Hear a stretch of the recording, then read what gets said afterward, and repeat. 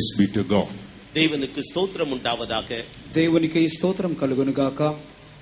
We are grateful to God for giving us another convention, blessed convention, once again in this place this year. இந்த ஆண்டிலே இந்த இடத்திலே ஒரு ஆசீர்வாதமான கன்வென்ஷனை அவர் நமக்கு தந்தபடியினால் நாங்கள் அவருக்கு நன்றியுள்ளவர்களாக இருக்கின்றோம். ఈ యొక్క స్థలమునందు ఈ యొక్క సంవత్సరం కూడా దేవుడు మరి యొక్క ఆశీర్వాదకరమైన కన్వెన్షన్ ఇచ్చినందుకై మనము దేవునికి కృతజ్ఞులమై ఉన్నాము. We could see the presence of God moving in our midst in every meeting and blessing us much more than we could ask or think. ஒவ்வொரு கூட்டங்களிலேயும் அவருடைய சமூகமானது நம்முடைய மத்தியிலே உலாவி நாம் நினைப்பதற்கும் நாம் கேட்பதற்கும் மேலாக அவர் நம்மை ஆசீர்வதித்துக் கொண்டு வருகிறார் என்பதை நாம் கண்கூடாக கண்டு கொண்டு வருகின்றோம். ప్రతి ఒక్క కూటములో కూడా దేవుని యొక్క సన్నిధానము మన మధ్యలో సంచరించుచు మనం ఊహించు వాటి కంటేను అడుగు వాటి కంటేను అత్యధికముగా ఆయన మనలను ఆశీర్వదించుచు వచ్చుట మనము కన్నులారా చూచుచునే ఉన్నాము. Even though we are not at all worthy, God in His faithfulness and His mercy has been showering His blessings upon His people in these days. நாம் கொஞ்சமேனும் தகுதியற்றவர்களாக நாம் காணப்பட்டாலும் கூட இந்த நாட்களிலே அவருடைய உண்மை நிமித்தமும் அவர் நம்மை ஒவ்வொரு நாளும் ஒவ்வொரு க்ஷணப்பொழுதும் இந்த நாட்களில் எல்லாம் அவர் நம்மை திரட்சியாக ஆசீர்வதித்துக் கொண்டே வருகின்றார். మనము ఏ రీతిగాను యోగ్యత లేని వారముగా కనబడినప్పటికీ ఆయన ఒక్కొక్క దినము ఒక్కొక్క క్షణము మనలను విస్తారముగా ఆశీర్వదించుచున్న వారై ఉన్నారు. Therefore, once again, humbling ourselves, giving all the glory to God for all what God is doing in our midst in these days. Let's all praise God. இந்த நாட்களிலே கர்த்தர் நமக்கு செய்து வருகிறதான சகல காரியங்களையும் நினைத்து பார்த்து நம்மை நாமே தாழ்த்தி எல்லா கனத்தையும் மகிமையும் அவருக்கே செலுத்தி நாம் அவரை నన్றியோடு స్తోత్రిపోమాక. కావున ఈ దినములన్నిటిలో దేవుడు మనకు చేయుచున్న అద్భుతములన్నిటిని తలంచి మనలను మనం తగ్గించుకొని మనము దేవునికి కృతజ్ఞత చెల్లించి దేవునిని స్తోత్రించదము. Hallelujah, hallelujah, hallelujah, hallelujah, hallelujah, hallelujah, hallelujah, hallelujah, hallelujah, hallelujah, hallelujah, hallelujah, hallelujah. Praise be to God. தேவனுக்கு ஸ்தோத்திரம் உண்டாவதாக. దేవునికి స్తోత్రం కలుగునుగాక. Shall we open our Bibles to Psalm 143? 143வது சங்கீதத்திற்காக நாம் நம்முடைய வேதாகமத்தை நாம் திறப்போமாக. మన యొక్క ధ్యానార్థమై మన యొక్క గ్రంథములను 143వ కీర్తన వైపుగా త్రిప్పుకొందాము. Psalm 143 and verse 6. சங்கீதம் 143 6ஆம் வசனம். కీర్తనలు 143వ అధ్యాయము 6వ వాక్యము. என் கைகளை உமக்கு நேராக விரிக்கிறேன், வறண்ட நிலத்தை போல் என் ஆத்துமா உம்மேல் தாகமாயிருக்கிறது. I stretch forth my hands unto thee, my soul thirsteth after thee as a thirsty land. నీ తట్టు నా చేతులు చాపుచున్నాను, ఎండిపోయిన భూమి వలె నా ప్రాణము నీ కొరకు ఆశపడుచున్నది. These are the words of David, who was the man of God who lived in the Old Testament time. பழைய ஏற்பாட்டு காலத்திலே ஜீவித்ததான தேவனுடைய மனுஷனாகிய தாவீதின் வாக்கியங்கள் வசனங்கள் தான் இவை. పాత నిబంధన కాలంలో జీవించినటువంటి దైవజనుడైన దావీదు పలికిన మాటలే ఇవి. David was a man who experienced the presence of God in various ways in his life. தன்னுடைய ஜீவியத்திலே அநேக வழிமுறைகளிலே கர்த்தருடைய சமூகத்தை தாவீது உணர்ந்த மனுஷனாக அவன் காணப்பட்டார். తన యొక్క జీవితములో దేవుని యొక్క సముఖమును అనేక రీతిలుగా గ్రహించి అనుభవించిన మనుషుడుగా దావీదు ఉన్నాడు. We know the life of David. He was a shepherd boy, but God saw his faithfulness and lifted him up to the throne in order to rule over his people. தாவீதினுடைய வாழ்க்கை சரித்திரத்தை நாம் நன்காக அறிவோம். அவன் ஒரு மேய்ப்பனாக காணப்பட்டான். அவனுடைய உண்மையை உத்தமத்தை தேவன் கண்ணோக்கி பார்த்து அவனை அபிஷேகித்து சமஸ்த இஸ்ரவேலின் மீதும் அவனை ராஜாவாக அபிஷேகம் பண்ணினார். దావీదు యొక్క చరిత్రను చూచినప్పుడు అతడు గొర్రెలు కాచుకుని వాడుగా ఉండినప్పటికీ అతని యొక్క యథార్థతను బట్టి తన జనాంగమైన ఇశ్రాయేలీలను పరిపాలించినటువంటి రాజుగా దేవుడు అతనిని హెచ్చించి ఉన్నాడు. He was faithful in the little job he was given by his father to look after his flock. அவனுடைய தகப்பனாரால் அவனுக்கு கொடுக்கப்பட்டதான அந்த சிறிய வேலையாகிய ஆடுகளை கண்காணிக்கிறதான அந்த வேலையிலே அவன் உண்மையும் உத்தமம் உள்ளவனாக காணப்பட்டான். తన తండ్రి చేత తనకు అప్పగింపబడినటువంటి ఆ యొక్క చిన్న మందయైన గొర్రెలను కాచునటువంటి ఆ యొక్క పనిలో అతడు నమ్మకస్తుడుగా కనబడి ఉన్నాడు. Not because of his greatness or ability, but because of his faithfulness, God made him to be the ruler of his people. அவனுடைய சாமர்த்தியத்தினாலோ அவனுடைய திறமையினாலோ அல்ல, அவனுடைய உண்மையும் உத்தமத்தினாலே மாத்திரம் தேவன் அவனை சமஸ்த இஸ்ரவேலின் மீதும் ஆளுகை செய்பவனாக அவனை மாற்றினார். అతని నైపుణ్యము చేతనో లేక అతని యొక్క సామర్థ్యము చేతనో కాక అతని యొక్క యథార్థత చేతనే దేవుడు అతనిని హెచ్చించి ఉన్నాడు. God himself testified about him, saying, David is a man after mine own heart, which shall fulfill all my will. தேவன் தாமே அவனை குறித்து சாட்சி கொடுக்கின்றார். என்னுடைய இருதயத்திற்கு ஏற்ற மனுஷன், என்னுடைய மன விருப்பத்தின்படி எல்லாம் அவன் செய்தருளுவான் என்று அவரே அவனை குறித்து సాక్షి கொடுக்கின்றார். దావీదును గురించి దేవుడు చెప్పుచున్నప్పుడు, నా యొక్క చిత్తమంతటిని నెరవేర్చినటువంటి నా హృదయానుసారుడైన మనుష్యుడు అని సాక్ష్యం ఇచ్చి ఉన్నాడు.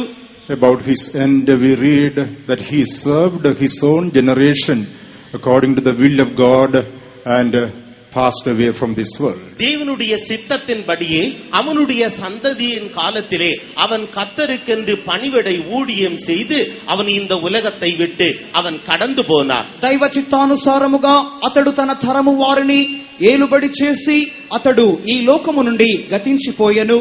God's will and plan concerning the life of David was fulfilled upon this earth. தாவீதை குறித்ததான அவருடைய சித்தமும் அவருடைய திட்டமும் இந்த பூமியிலே அவனிலே நிறைவேறிச்சு. దావీదును గురించిన దేవుని ఉద్దేశము ఈ భూమి మీద నెరవేర్చబడి ఉన్నది. Even so, God's will and plan concerning our life upon this earth should be fulfilled. இதுபோலவே நம்மை குறித்து தேவனுடைய சித்தமும் அவருடைய திட்டமும் நம்மிலே நிறைவேற்றப்பட வேண்டும். ఇదే విధముగా దేవుని యొక్క చిత్తమును ఉద్దేశమును మన జీవితములో కూడా నెరవేర్చబడాలి. Only one life, soon it will pass. ஒரே ஒரு ஜீவியம் மாத்திரமே நமக்கு உண்டு, அதுவும் வெகு சீக்கிரத்திலே கடந்து போகும். మనకు ఒకే ఒక జీవితము కలదు, అదియు అతి త్వరలో గతించిపోవును. And whatever we do for the Lord will last. நாம் தேவனுக்காக எதை செய்கின்றோமோ அது మాత్రమే నిலைத்து నిற்கும். కానీ మనము దేవుని నిమిత్తమై ఏదైతే చేయుదుమో అది మాత్రమే నిరంతరము నిలిచి ఉండును. Praise be to God. தேவனுக்கு ஸ்தோத்திரம் உண்டாவதாக. దేవునికి ఈ స్తోత్రం కలుగును గాక. In this scripture, David says, I stretch forth my hands unto thee. இந்த வேத வசனத்திலே தாவீது சொல்லுகிறார், என் கைகளை உமக்கு நேராக விரிக்கிறேன். ఈ యొక్క గ్రంథ వాక్యములో దావీదు చెప్పుచున్నాడు, నీ తట్టు నా చేతులను చాపుచున్నాను. David was a man of God who stretched forth his hand in the presence of God in various ways. தாவீது தேவனுடைய மனுஷனாக இருந்தான். தேவனுடைய சன்னிதானத்திலே அநேக சந்தர்ப்பங்களிலே தன்னுடைய கையை நீட்டுபவனாக அவன் காணப்பட்டார். దావీదు దేవుని మనుష్యుడై ఉండెను. అతడు దేవుని సన్నిధానములలో అనేక సందర్భములు దేవుని వైపుగా తన చేతులను చాపిన వాడై ఉండెను. Ever since he was anointed to be the king over the people of God, தேவனுடைய ஜனங்களின் மீது அவன் ராஜாவாக அபிஷேகம் பண்ணப்பட்ட நாள் முதற்கொண்டு దేవుని జనుల మీద అతడు రాజుగా ఉండుటకై అభిషేకింపబడిన దినము మొదలుకొని he had to run from the pillar to post to escape from the hands of the enemy. தன்னுடைய சத்துருனுடைய கரங்களுக்கு நீங்களாக்கும்படியாக அவன் ஒரு முனை தொடங்கி மறுமுனை மட்டும் தன்னுடைய ஜீவன் தப்ப ஓடிக்கொண்டிருந்தான். అతడైతే తన శత్రువుల చేతిలో నుండి తప్పించుకొను నిమిత్తమై ఒక మూల నుండి మరొక మూలకు నలుమూలలా అతడు పరిగెత్తిన వాడై ఉండెను. Nevertheless, the Lord was his keeper and protector, who fulfilled his will in his life. என்றாலும் தேவன் தாமே அவருடைய பாதுகாவலராக, அவரை காப்பவராக அவருடைய ஜீவியத்தை அவரே பாதுகாத்தார். కానీ దేవుడు తానే దావీదును భద్రపరచువాడుగాను కాపాడువాడుగానే ఉండి ఆయనే చివరి వరకు కాపాడి ఉన్నాడు. He says, I stretch forth my hands unto thee. ஆகவே அவர் சொல்லுகிறார், என் கைகளை உமக்கு நேராக விரிக்கிறேன். నీ తట్టు నా చేతులను చాపుచున్నాను అని చెప్పుచున్నాడు. When we go through the word of God, நாம் தேவனுடைய வசனத்தினூடாக கடந்து செல்லுகின்ற போது, మనము దేవుని వాక్యము గుండా వెలుచు ఉన్నప్పుడు, stretching forth our hands in the presence of God is connected with various experiences in our spiritual life. கர்த்தருடைய சமூகத்திலே நம்முடைய கரங்களை நீட்டுவதென்பது நம்முடைய ஆவிக்குரிய ஜீவியத்தில் அநேக அனுபவங்களை அது குறிப்பிடுகிறது. దేవుని వైపుగా మన చేతులను చాపుట అనున్నది అది ఆత్మీయ జీవితములో అనేకమైన అనుభవములను చూపుచూ ఉన్నది. Various experiences are connected with the stretching forth our hands in the presence of God in the Holy Bible. கர்த்தருடைய சன்னிதானத்திலே நம்முடைய கரங்களை விரிப்பதென்பது நம்முடைய ஆவிக்குரிய ஜீவியத்தில் அநேக அனுபவங்களோடு கூட அது சம்பந்தப்படுத்தி ஒப்புமைப்படுத்தி சொல்லப்படுகிறது. దేవుని యొక్క సన్నిధానములో మన యొక్క చేతులను ఆయన వైపు చాపుట అనున్నది దేవుని యొక్క వాక్యానుసారముగా అది అనేకమైన ఆత్మీయ జీవితములతో అది సంబంధపడి ఉన్నది. And God expects that we should stretch forth our hands in the presence of God to experience all those things in our personal lives. நம்முடைய தனிப்பட்ட ஜீவியத்திலேயும் கூட அத்தகைய ஆவிக்குரிய அனுபவங்களை பெற்றுக்கொள்ளும்படியாக நாம் கர்த்தருடைய சன்னிதானத்திலே நம்முடைய கரங்களை நீட்ட வேண்டும் என்று தேவன் நம்மிலே எதிர்பார்க்கின்றார். మన వ్యక్తిగత జీవితంలో కూడా ఆ యొక్క ఆశీర్వాదములన్నిటినీ మనమును పొందుకొను నిమిత్తమై మనము దేవుని సన్నిధానములో మన చేతులను ఆయన వైపు చాపవలెను అని ఆయన మన ఎడల కోరుచు ఉన్నాడు. Praise be to God. தேவனுக்கு ஸ்தோத்திரம் உண்டாவதாக. దేవునికి స్తోత్రం కలుగును గాక. Tonight we would highlight 7 experiences connected to stretching forth our hands in the presence of God in the light of the word of God. தேவனுடைய வசனத்தின் வெளிச்சத்தின் அடிப்படையிலே கர்த்தருடைய சன்னிதானத்திலே கரங்களை நீட்டுதல் என்பதற்கான 7 ஆவிக்குரிய கருத்துக்களை இந்த இரவிலே நான் உங்களோடு பகிர்ந்து கொள்ள விரும்புகின்றேன். కావున ఈ రాత్రి కాలమందు దేవుని యొక్క వాక్యపు వెలుగులో మన చేతులను పైకెత్తుట అను అంశము 7 అంశములతో నేను పోల్చి మీకు చెప్పగోరుచున్నాను. Various experiences are mentioned, but tonight we would like to place before you 7 experiences connected with the stretching forth our hands in God's presence. கர்த்தருடைய சன்னிதானத்திலே கரங்களை நீட்டுதல் என்பதற்கான அநேக ஆதாரங்கள் அனுபவங்கள் சொல்லப்பட்டிருக்கிறது என்றாலும் வேதத்தில் காணப்படுகிறதான 7 அனுபவங்களை மாத்திரமே இந்த மாலை நேரத்திலே நான் உங்களிடத்திலே சொல்ல முற்படுகின்றேன். దేవుని సన్నిధానములో దేవుని వైపు మనము చేతులు చాపుటానున్నది దేవుని యొక్క వాక్యములో అనేకమైన అనుభవములను చూపించుచూ ఉన్నప్పటికీ ఇప్పుడు 7 అనుభవములను నేను దేవుని యొక్క వాక్యపు వెలుగులో మీకు చూపించగోరుచున్నాను. First of all, stretching forth our hands is connected to do the perfect will of God. முதலாவது நம்முடைய கரங்களை நீட்டுவது என்பது தேவனுடைய பரிபூரணமான சித்தத்தை செய்வதற்கு ஒப்பனையாக காணப்படுகிறது. మొదటిదిగా దేవుని వైపు చేతులు చాపుటానున్నది దేవుని యొక్క పరిపూర్ణమైన చిత్తమును చేయుటను చూపుచున్నది. In the book of Genesis chapter 20 when we read, ஆதியாகமம் 20ஆம் அதிகாரத்தை, chapter 22 when we read, ஆதியாகமம் 22ஆம் அதிகாரத்தை நாம் வாசிக்கின்ற போது, ఆదికాండము 22వ అధ్యాయాన్ని మనం చదివినప్పుడు Genesis chapter 22 and verse 10, it is mentioned about Abraham who stretched forth his hand. ஆதியாகமம் 22ஆம் அதிகாரம் 10ஆம் வசனத்திலே ஆபிரகாம் இங்கு தன்னுடைய கையை நீட்டினான் என்று நாம் வாசிக்கின்றோம். ఆదికాండము 22వ అధ్యాయము 10వ వాక్యములో అప్పుడు అబ్రహాము తన చెయ్యి చాపేను అని చదువుచున్నాం. பின்பு ஆபிரகாம் தன் குமாரனை வெட்டும்படிக்கு தன் கையை நீட்டி கத்தியை எடுத்தான். And Abraham stretched forth his hand and took the knife to slay his son. Praise be to God. தேவனுக்கு ஸ்தோத்திரம் உண்டாவதாக. దేవునికి స్తోత్రం కలుగును గాక. Abraham stretched forth his hand and took the knife to slay his son. Abraham தன் குமாரனை வெட்டும்படிக்கு தன் கையை நீட்டி கத்தியை எடுத்தான். అప్పుడు అబ్రహాము తన కుమారుని వధించుటకు తన చెయ్యి చాపి కత్తి పట్టుకొనగా. Here Abraham stretched forth his hand in order to obey whatever God commanded him. தேவன் அவனுக்கு ஆபிரகாமுக்கு என்ன கட்டளையிட்டாரோ அதற்காக முற்றிலுமாக கீழ்ப்படியும்படியாக இப்பொழுது ஆபிரகாம் தன்னுடைய கையை நீட்டுகிறார். దేవుడు తనకు ఏదైతే ఆజ్ఞాపించి ఉన్నాడో దానిని సంపూర్ణముగా నెరవేర్చు నిమిత్తమై ఇక్కడ అబ్రహాము తన చేతిని చాపుచున్నాడు. Beloved ones, God has called us to do His will in our life. பிரியமான தேவனுடைய பிள்ளையே, கர்த்தர் அவருடைய சித்தத்தை செய்யும்படியாகவே அவர் நம்மை அழைத்திருக்கிறார். ప్రియమైన దేవుని బిడ్డలారా, మనము దేవుని యొక్క పరిపూర్ణమైన చిత్తము చేయు నిమిత్తముగానే ఆయన మనలను పిలిచి ఉన్నాడు. And He has blessed us with all the blessings that we need in this life. இந்த ஜீவியத்திற்கு நமக்கு தேவையான எல்லா விதமான ஆசீர்வாதங்களோடு அவர் நம்மை ஆசீர்வதித்திருக்கிறார். ఈ యొక్క జీవితమునకు అవసరమైన ప్రతి విధములైన ఆశీర్వాదములతో ఆయన మనలను ఆశీర్వదించి ఉన్నాడు. As God fulfilled His promise in the life of Abraham, God has fulfilled all His promises in our lives too. ஆபிரகாமுடைய ஜீவியத்தில் அவருடைய வாக்குத்தத்தங்களை எல்லாம் அவர் நிறைவேற்றினது போல நம்முடைய ஜீவியத்திலேயும் கூட அவருடைய வாக்குத்தத்தங்கள் எல்லாவற்றையும் அவர் நிறைவேற்றி இருக்கிறார். అబ్రహాము యొక్క జీవితములో దేవుని యొక్క వాగ్దానములన్నీ ఆయన నెరవేర్చినలాగున మన జీవితంలో కూడా ఆయన ప్రతి విధములైన వాగ్దానములను మన పట్ల నెరవేర్చి ఉన్నాడు. Abraham stretched out his hand and took his knife to slay his son. Abraham தன் குமாரனை வெட்டும்படிக்கு தன் கையை நீட்டி கத்தியை எடுத்தார். అబ్రహాము తన కుమారుని వధించుటకు తన చెయ్యి చాపి కత్తి పట్టుకొనగా. He knew that all the promises of God were to be fulfilled through this only begotten son.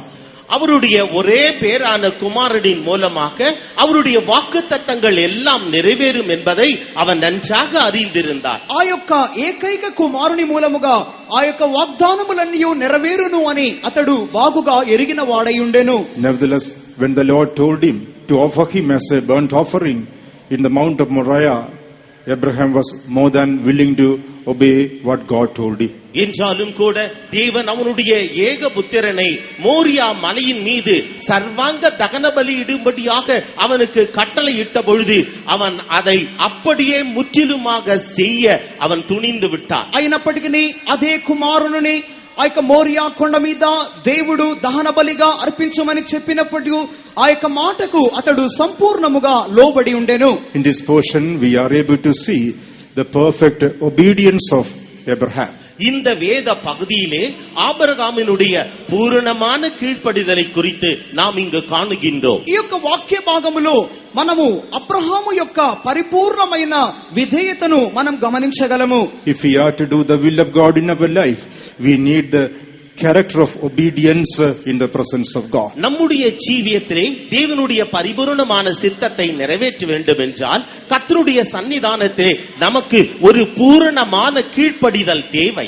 మన జీవితంలో కూడా దేవుని యొక్క పరిపూర్ణమైన చిత్తము నెరవేరవలెను అన్నట్లయితే మన జీవితములో ఒక పరిపూర్ణమైన విధేయత కనబడాలి. This incident was a trial against his love towards he had towards Isaac or his son. அவனுடைய ஒரே பேரான குமாரனாகிய அந்த ஈசாக்கின் மீது அவனுக்கு இருந்ததான அந்த அன்பை குறித்ததான ஒரு சோதனை இதுவே.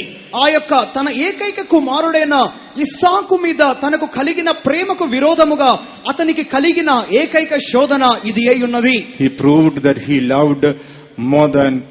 loved God more than his son.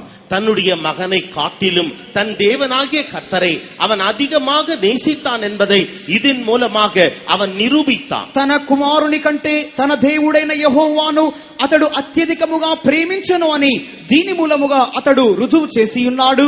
If we are to do the perfect will of God in our life, we should love our God more than everything in this world. இந்த நாம் நம்முடைய ஜீவியத்திலே தேவனுடைய பரிபூரணமான சித்தத்தை நமக்குள்ளே நிறைவேற்ற வேண்டும் என்றால் இந்த உலகத்தில் உள்ள எல்லாவற்றை காட்டிலும் நம்முடைய தேவனாகிய கர்த்தரை நாம் அதிகமாக நேசிக்க வேண்டும். మనము మన జీవితములో దేవుని యొక్క పరిపూర్ణమైన చిత్తము చేయవలెను అన్నట్లయితే మన యొక్క జీవితములో మిగిలిన అందరికంటే అన్నిటికంటే మన దేవుని అత్యధికముగా ప్రేమించాలి.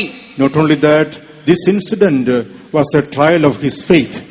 அது மாத்திரமல்ல, இந்த சம்பவமானது அவனுடைய விசுவாசத்திற்கு ஒரு பரீட்சையாக காணப்பட்டது. అంత మాత్రమే కాక ఈ సంఘటన అన్నది అతని విశ్వాసమునకు ఒక పరిశోధనగా ఉండి ఉన్నది. In the book of Hebrews, chapter 11, when we read, எபிரேயருக்கு எழுதின நிருபம் 11ஆம் அதிகாரத்திலே நாம் வாசிக்கின்றோம். హెబ్రీయులకు రాసిన పత్రిక 11వ అధ్యాయములో మనం చదువుచున్నాం. Hebrews 11:17, we read, by faith Abraham, when he was tried, offered up Isaac, and that he had received the promises, offered up his only begotten son. எபிரேயர் 11ஆம் அதிகாரம் 17வது வசனத்திலே, மேலும் விசுவாசத்தினாலே ஆபிரகாம் தான் சோதிக்கப்பட்ட பொழுது ஈசாக்கை பலியாக ஒப்புக் கொடுத்தான். 11వ అధ్యాయము 17వ వాక్యములో అబ్రహాము శోధింపబడి విశ్వాసమును బట్టి ఇస్సాకును బలిగా అర్పించెను. And verse 19 we read, accounting that God was able to raise him up even from the dead, from whence also he received him in a figure. 19வது வசனத்தில், தனக்கு ஒரே பேரானவனையே பலியாக ஒப்புக் கொடுத்தான், மரித்தோரிலிருந்து அவனை பாவனையாக திரும்பவும் பெற்றுக்கொண்டார். ఆ అబ్రహాము మృతులను సహితము లేపుటకు దేవుడు శక్తిమంతుడని ఎంచిన వాడై తన ఏక కుమారుని అర్పించి ఉపమాన రూపముగా అతనిని మృతులలో నుండి మరలా పొందెను. So it was a trial against the faith that he had in God. தேவனிலே அவன் வைத்திருந்ததான விசுவாசத்திற்கான ஒரு பரீட்சையாக அது காணப்பட்டது. దేవుని యందలి అతనికి కలిగిన విశ్వాసమునకు అది ఒక పరీక్షగా కనబడి ఉన్నది. So we can understand that all these things are involved in doing the will of God. தேவனுடைய சித்தத்தை செய்வதிலே இந்த காரியங்கள் எல்லாம் உள்ளடக்கி இருக்கிறது என்பதை நாம் புரிந்து கொள்ளலாம். కావున దేవుని చిత్తము చేయుటలో ఈ కార్యములన్నీ ఇమిడి ఉన్నవి అని మనం గ్రహించాలి. In order to do the will of God, we should have a perfect obedience. தேவனுடைய பரிபூரணமான சித்தத்தை செய்ய வேண்டும் என்றால் நமக்கு ஒரு பூரணமான கீழ்ப்படிதல் தேவை. దేవుని పరిపూర్ణమైన చిత్తము మనం చేయవలెను అన్నట్లయితే మనకు పరిపూర్ణమైన విధేయత అవసరమై ఉన్నది. In order to do the will of God, we should love our God more than all the blessings or everything that God has given us. நாம் தேவனுடைய பரிபூரணமான சித்தத்தை செய்ய வேண்டும் என்றால் தேவன் நமக்கு தந்ததான ஆசீர்வாதங்களை காட்டிலும் மற்ற எல்லா காரியங்களை காட்டிலும் தேவனை மாத்திரம் நாம் அதிகமாக நேசிக்க வேண்டும். మనము దేవుని యొక్క పరిపూర్ణ చిత్తము చేయవలెను అన్నట్లయితే దేవుడు మనకిచ్చిన ఆశీర్వాదముల కంటేను మిగిలిన అన్ని విషయముల కంటేను మన దేవునినే మనము అత్యధికంగా ప్రేమించు వారమై ఉండవలెను. In order to do the will of God, we must be able to believe our God in everything and for everything.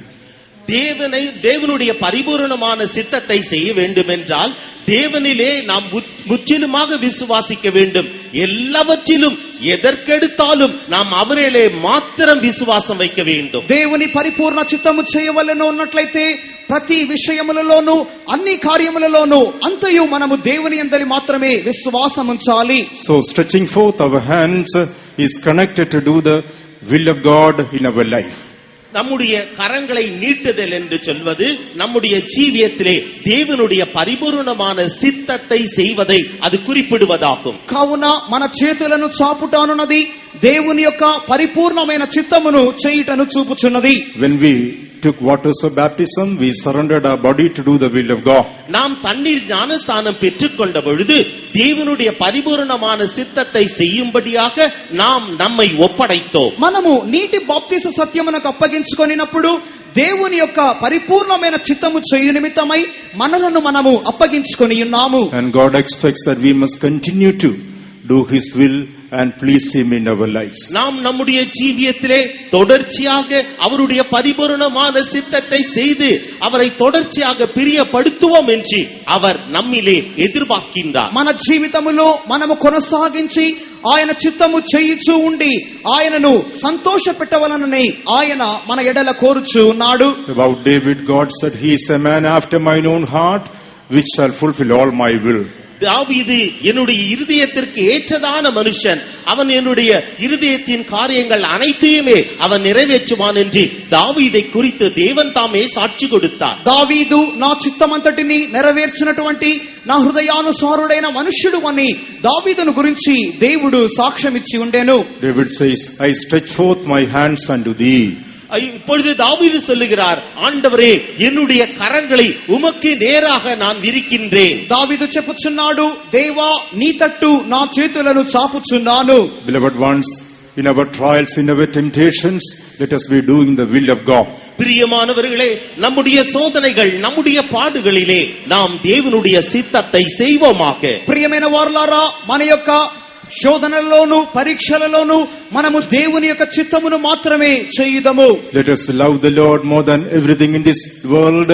Let us be filled with His faith that we will be able to please Him by doing His will. இந்த உலகத்தில் உள்ளதான எல்லாவற்றை காட்டிலும் நாம் அவரையே மேலாக நேசிப்போமாக. எல்லா சந்தர்ப்பங்களிலும் எல்லா சூழ்நிலைகளிலும் அவரிலே விசுவாசம் வைப்போமாக. எல்லா காலகட்டங்களிலும் நாம் அவரையே பிரியப்படுத்தி జీవిపోமாக. అన్ని విషయములలో, ఈ లోకములో ఉన్న అన్ని విషయముల కంటే మనము దేవునిని మాత్రమే అత్యధికముగా ప్రేమించుదము. అన్ని విషయములలోనూ మనము దేవుని యొక్క చిత్తమును మాత్రమే చేయుదము. అన్ని కార్యములలోనూ మన యొక్క దేవుని మాత్రమే మనం సంతోషపరచుదము. That we may be able to do His perfect will in our life. Let us put up our hands and praise God for that. நம்முடைய ஜீவியத்திலே தேவனுடைய பரிபூரணமான சித்தத்தை செய்யும்படியாக நம்முடைய கரங்களை உயர்த்தி அவரை ஸ்தோத்தரிப்போமாக. Hallelujah. Praise the Lord. Praise the Lord. Praise the Lord. Praise the Lord. Praise the Lord. Praise the Lord. Praise the Lord. Praise the Lord. Praise the Lord. I stretch forth my hands. நான் என்னுடைய கைகளை உமக்கு நேராக விரிக்கிறேன். నా చేతులు నీ తట్టు చాపుచున్నాను. Secondly, stretching forth our hands in the presence of God speaks about we are led by the Lord. இரண்டாவதாக, கர்த்தருடைய சமூகத்திலே நாம் நம்முடைய கரங்களை நீட்டுவது என்பது தேவனால் வழி நடத்தப்படுவதற்கு அது ஒப்பனையாகும். రెండవదిగా మన చేతులను దేవుని వైపు చాపుటానున్నది దేవుని మూలముగా నడిపించబడుటను చూపుచున్నది. In our spiritual life, we must be led by the Lord. நம்முடைய ஆவிக்குரிய ஜீவியத்திலே நாம் தேவனால் வழி நடத்தப்பட வேண்டும். మన ఆత్మీయ జీవితములో మనము దేవుని మూలముగా నడిపించబడవలెను. In the Gospel of St. John, chapter 21, when we read, யோவான் எழுதின சுவிசேஷம் 21ஆம் அதிகாரத்தை நாம் வாசிப்போம் என்றால், యోహాను సువార్త 21వ అధ్యాయాన్ని మనం చదివినప్పుడు, John's Gospel, chapter 21 and verse 18. யோவான் எழுதின சுவிசேஷம் 21ஆம் அதிகாரம் 18ஆம் வசனம். యోహాను సువార్త 21వ అధ్యాయము 18వ వాక్యము. நீ இளவயதுள்ளவனாயிருந்த போது உன்னை நீயே அறை கட்டிக்கொண்டு உனக்கு இஷ்டமான இடங்களிலே நடந்து திரிந்தாய். நீ முதிர் வயதுள்ளவன் ஆகும்போது உன் கைகளை நீட்டுவாய். வேறொருவன் உன் அறையை கட்டி உனக்கு இஷ்டமில்லாத இடத்துக்கு உன்னை கொண்டு போவான் என்று மெய்யாகவே மெய்யாகவே உனக்கு சொல்லுகிறேன் என்றார். Verily, verily, I say unto thee, when thou wast young, thou girdest thyself and walkest whither thou wouldest. But when thou shalt be old, thou shalt stretch forth thy hands, and another shall gird thee and carry thee whither thou wouldest not. Praise be to God. தேவனுக்கு ஸ்தோத்திரம் உண்டாவதாக. దేవునికి స్తోత్రం కలుగును గాక. In our Christian life, we need to be led by the Lord. நம்முடைய கிறிஸ்தவ ஜீவியத்திலே நாம் தேவனால் வழி நடத்தப்படுவது மிகவும் அவசியமாகும். మన క్రైస్తవ జీవితములో మనము దేవుని మూలముగా నడిపింపబడుట మిక్కిలి అవసరమైయున్నది. Thou shalt stretch forth thy hands, and another shall gird thee and carry thee whither thou wouldest not. நீ உன் கைகளை நீட்டுவாய், வேறொருவன் உன் அறையை கட்டி உனக்கு இஷ்டமில்லாத இடத்திற்கு உன்னை கொண்டு போவான். నీ చేతులు నీవు చాచుదువు, వేరొకడు నీ నడుము కట్టి నీకిష్టము కాని చోటికి నిన్ను మోసుకొని పోవును. Who is this another person that carries us whither we do not like? இஷ்டமில்லாத இடத்திற்கு உன்னை கொண்டு போகிறதான இந்த வேறொரு நபர் யார்? మనకు ఇష్టము లేనటువంటి చోటుకు తీసుకొని పోవునటువంటి ఈ యొక్క వేరొకడు ఎవరు? First of all, this speaks about the Holy Spirit who is guiding us in our spiritual life. நம்முடைய ஆவிக்குரிய ஜீவியத்திலே நம்மை வழி நடத்துகிறதான பரிசுத்த ஆவியானவரை முதலாவது இது குறிப்பிடுகிறது. మన యొక్క ఆత్మీయ జీవితములో మనలను నడిపించినటువంటి పరిశుద్ధాత్మ దేవునిని ఇది మొదటిగా చూపుచున్నది. Secondly, it speaks about the servants of God who are guiding us in our spiritual life. இரண்டாவதாக நம்முடைய ஆவிக்குரிய ஜீவியத்திலே நம்மை வழி நடத்துகிறதான கர்த்தருடைய ஊழியக்காரரை இது குறிப்பிடுகிறது. రెండవదిగా మన ఆత్మీయ జీవితములో మనలను నడిపించుచున్నటువంటి దైవ సేవకులను ఇది చూపుచున్నది. The Lord filled us with the baptism of the Holy Ghost that we may walk in the Spirit. கர்த்தர் நம்மை பரிசுத்தாவியின் அபிஷேகத்தினால் நிறைத்தார். ஏனென்றால் நாம் ஆவியின் அந்த புதிதான தன்மையிலே நடக்கும்படியாக. మనము ఆత్మలో నడుచు నిమిత్తమై దేవుడు మనలను పరిశుద్ధాత్మ అభిషేకము చేత నింపి ఉన్నాడు. The Bible says, those who are led by the Spirit of God, they are the sons of God. கர்த்தருடைய ஆவியினால் வழி நடத்தப்படுபவர்கள் அவர்கள் தேவனுடைய புத்திரராக இருக்கிறார்கள் என்று தேவனுடைய வசனம் சொல்லுகிறது. ఎందరు దేవుని ఆత్మ చేత నడిపింపబడుదురో వారందరూ దేవుని కుమారులై ఉన్నారు అని దేవుని వాక్యము చెప్పుచున్నది. The Holy Ghost has been given to us so that we could speak in some tongues and not finish with that. பரிசுத்த ஆவியானவர் அவர் நமக்கு கொடுக்கப்பட்டிருக்கிறார். It is not just to speak in some tongue and finish with that. ஏதோ நாம் அந்நிய பாஷையினாலே பேசி அதோடு கூட அப்படியே முடித்து விடுகிறது என்பதல்ல. ఏదో కొద్దిగా అన్య భాషలు మాట్లాడి దానితో ఆపు నిమిత్తమై దేవుడు మనకు పరిశుద్ధాత్మనివ్వలేదు కానీ When the Holy Ghost begins to lead our life, He does a deeper work of cleansing and sanctification in us. நம்முடைய ஜீவியத்திலே ஒரு சுத்திகரிக்கின்றதான வேலையை செய்து பரிசுத்தமாக்குதலின் வேலையை அவர் ஆழமாக செய்து கொள்கிறார். మన జీవితమును శుద్ధీకరించి మన జీవితములో ఒక లోతైన పరిశుద్ధపరచుటను ఆయన చేయిచు ఉన్నాడు. Here in this scripture, the word verily, verily is used twice. இங்கு இந்த வேத பகுதியிலே மெய்யாகவே மெய்யாகவே என்று சொல்லப்பட்டிருக்கிறது. ఇక్కడ నిశ్చయముగా అని రెండు సార్లు చెప్పబడి ఉన్నది. Wherever Jesus mentioned special truths, he has said the word verily twice. இங்கு கர்த்தராகிய இயேசு கிறிஸ்து எப்பொழுதெல்லாம் ஒரு நிச்சயமான ஆழமான சத்தியத்தை அவர் சொல்லுகிறாரோ அப்பொழுதெல்லாம் அவர் மெய்யாகவே மெய்யாகவே என்று 2 முறை அவர் சொல்லுகின்றார். ప్రభువైన యేసుక్రీస్తు ఎప్పుడెల్లా ఆయన లోతైన సత్యములను చెప్పుచూ ఉన్నాడో ఆ యొక్క సమయములన్నిటిలోనూ ఆయన నిశ్చయముగా మరి నిశ్చయముగా అని 2 సార్లు ఆయన చెప్పుచూ వచ్చి ఉన్నాడు. Presenting God the Father and the Holy Ghost as the witnesses of the truth, he says, verily, verily, I say unto you. மெய்யாகவே மெய்யாகவே நான் உங்களுக்கு சொல்லுகிறேன் என்று சொல்லுகின்ற பொழுது பிதாவாகிய தேவனும் பரிசுத்த ஆவியானவரும் அதற்கு சாட்சிகளாக இருக்கின்றார்கள். తండ్రి అయిన దేవునిని పరిశుద్ధాత్మ దేవునిని సాక్షులుగా పెట్టుచు తన యొక్క మాటలను వారు రుజువుపరచుచున్నారు అన్న కార్యము సాదృశ్యముగా ఆయన ప్రతి సందర్భములో నిశ్చయముగా నిశ్చయముగా అని చెప్పుచూ వచ్చెను. Verily, verily, I say unto you, except a man be born again, he cannot see the kingdom of God. ஒரு மனிதன் அவன் மறுபடியும் பிறவாவிட்டால் அவன் தேவனுடைய ராஜ்யத்தை காண மாட்டான் என்று நான் உங்களுக்கு மெய்யாகவே மெய்யாகவே சொல்லுகிறேன். ఒక మనుషుడు కొత్తగా జన్మించితేనే గాని అతడు దేవుని యొక్క రాజ్యమును చూడనేరడు అని మీతో నిశ్చయముగా నిశ్చయముగా చెప్పుచున్నాను. Verily, verily, I say unto you, except a man be born of water and of the Spirit, he cannot enter the kingdom of God. ஒருவன் ஜலத்தினாலும் ஆவியினாலும் பிறவாவிட்டால் அவன் தேவனுடைய ராஜ்யத்திற்குள் பிரவேசிக்க மாட்டான் என்று நான் உங்களுக்கு மெய்யாகவே மெய்யாகவே சொல்லுகிறேன். ఒకడు నీటి మూలముగాను ఆత్మ మూలముగాను జన్మించితేనే గాని దేవుని రాజ్యములో ప్రవేశింపనేరడు అని మీతో నిశ్చయముగా నిశ్చయముగా చెప్పుచున్నాను. Likewise, whenever important truths were mentioned by Jesus, he spoke the word verily twice.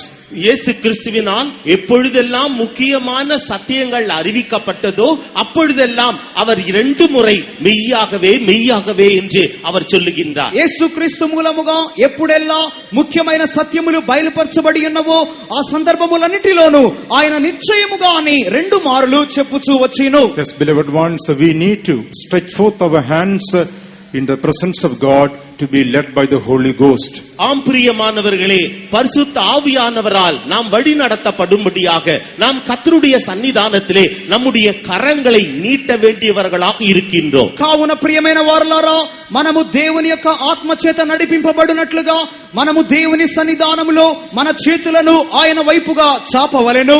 Holy Ghost should gird us and lead us in our spiritual life. பரிசுத்த ஆவியானவர் தாமே நம்மை கேட்டு நம்மை ஆவிக்குரிய ஜீவியத்திலே அவர் நம்மை வழி நடத்த வேண்டும். పరిశుద్ధాత్మ దేవుడు తానే మన యొక్క ఆత్మీయ జీవితములో ఆయన మనలను నడిపించవలెను. When he begins to lead our life, he does a deeper work of cleansing and sanctification in us. அவர் நம்முடைய ஜீவியத்தை வழி நடத்த ஆரம்பிக்கின்ற பொழுது நம்முடைய ஜீவியத்திலே சுத்திகரிப்பையும் பரிசுத்தமாக்குதலையும் அவர் நமக்குள்ளே செய்வார். ఆయన మనలను నడిపించుట ప్రారంభించబడినప్పటి నుండి మన జీవితంలో ఒక లోతైన శుద్ధీకరణను, పరిశుద్ధతను ఆయన జరిగించును. In the book of Romans chapter 8 and verse 14 it is written, ரோமருக்கு எழுதின நிருபம் 8ஆம் அதிகாரம் 14வது வசனத்திலே எழுதப்பட்டிருக்கிறது. రోమా పత్రిక 8వ అధ్యాయము 14వ వాక్యములో చదువుచున్నప్పుడు, for as many as are led by the Spirit of God, they are the sons of God.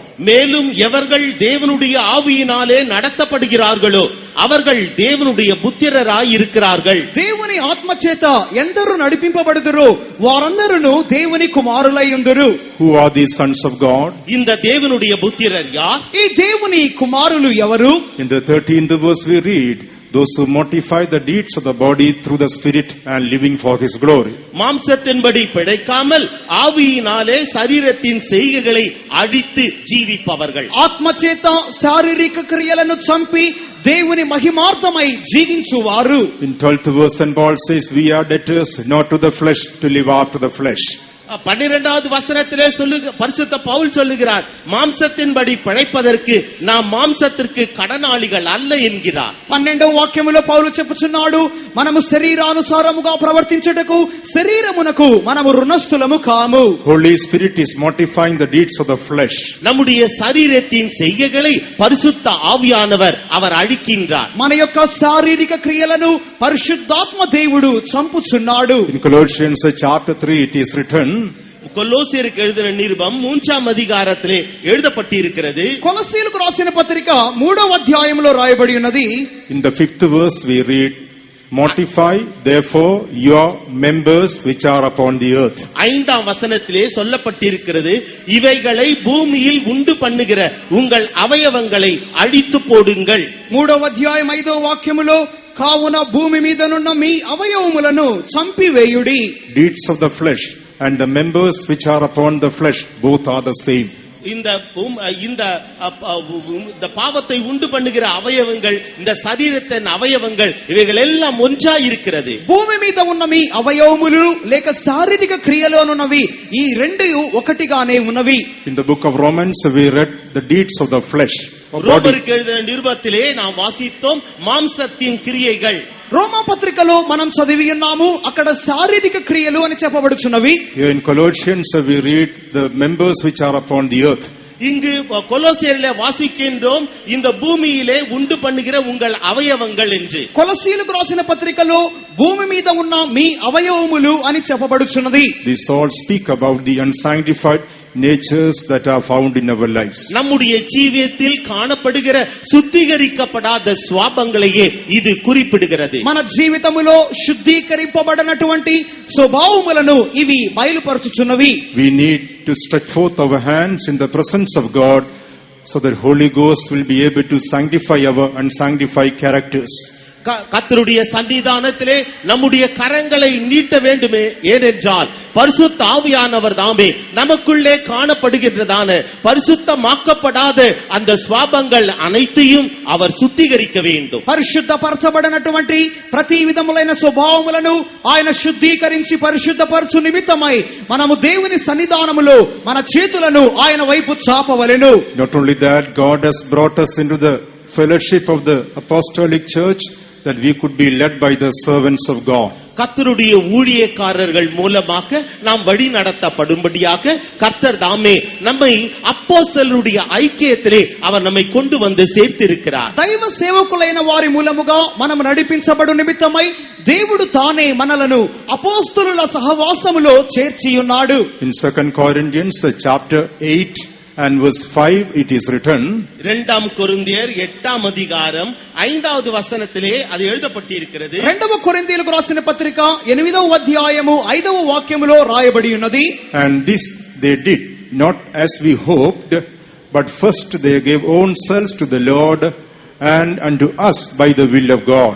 மேலும் நாங்கள் நினைத்தபடி மாத்திரம் கொடாமல் தேவனுடைய சித்தத்தினாலே முன்பு தங்களை தாமே கர்த்தருக்கும் பின்பு எங்களுக்கும் ஒப்புக் கொடுத்தார்கள். ఇదియుగాక మొదట ప్రభువునకును దేవుని చిత్తము వలన మాకును తమ్మును తామే అప్పగించుకొనిరి.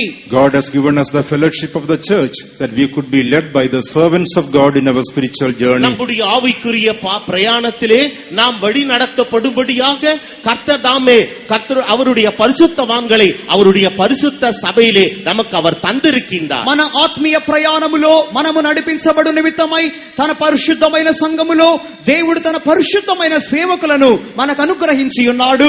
By living an independent life, we cannot be prepared to meet our Jesus when he comes. ஒரு சுயாதீனமான ஜீவியத்தை நாம் செய்து கொண்டிருப்போம் என்றால் கர்த்தராகிய இயேசு கிறிஸ்து வரும்பொழுது அவரை சந்திக்கும்படியாக நாம் நம்மை ஆயத்தப்படுத்திக் கொள்ள முடியாது. ఒక స్వేచ్ఛతో కూడిన జీవితమును మనం చేయిచూ ఉండినట్లయితే మన ప్రభువైన యేసుక్రీస్తు రాకడలో కనబడు నిమిత్తమై మనలను మనము సిద్ధపరచుకొనలేము. By living an independent life, our self-will never be broken. நாம் ஒரு சுயாதீனமான ஜீவியத்தை செய்து கொண்டிருப்போம் என்றால் நம்முடைய சுய விருப்பமானது சுய சித்தமானது ஒருபோதும் உடைத்தெறியப்பட முடியாது. మనము స్వేచ్ఛతో కూడిన జీవితమును చేయిచూ ఉన్నట్లయితే మన యొక్క స్వంత చిత్తమనున్నది ఏనాడును అది బద్దలు చేయబడదు. Unless our self-will is broken, we cannot do the perfect will of God. நம்முடைய சுயாதீன சித்தமானது உடைத்தெறியப்படாவிட்டால் தேவனுடைய பரிபூரணமான சித்தத்தை நம்மால் செய்ய முடியாது. మన యొక్క స్వంత చిత్తము బద్దలు కానంత వరకు మనము దేవుని యొక్క పరిపూర్ణమైన చిత్తము చేయలేము. Only in the fellowship of the true church, our self-will be broken. உண்மையான அவருடைய சபையிலே மாத்திரம் நம்முடைய சுயாதீன சித்தமானது உடைத்தெறியப்படும். దేవుని యొక్క నిజమైన సంఘములో మాత్రమే మన స్వంత చిత్తము బద్దలు చేయబడును. So both the Holy Ghost and the servants of God are leading in us in our spiritual journey, that our self will be broken and we could do the perfect will of God. நம்முடைய சுயாதீன சித்தமானது உடைத்தெறியப்பட்டு தேவனுடைய பரிபூரணமான சித்தத்தை செய்யும்படியாக பரிசுத்த ஆவியானவரும் கர்த்தருடைய ஊழியக்காரரும் நமக்கு அவர்கள் உதவி செய்கிறார்கள். మన స్వంత చిత్తము బద్దలు చేయబడి దేవుని పరిపూర్ణమైన చిత్తము చేయు నిమిత్తమై మన ఆత్మీయ ప్రయాణములో దేవుని యొక్క పరిశుద్ధాత్ముడును దేవుని పరిశుద్ధ సేవకులను మనలను నడిపించు వారై ఉన్నారు. Let us obey the Holy Ghost and be walking according to his will. நாம் பரிசுத்த ஆவியானவருக்கு கீழ்ப்படிந்து அவருடைய சித்தத்தின்படியே நாம் நடப்போமாக.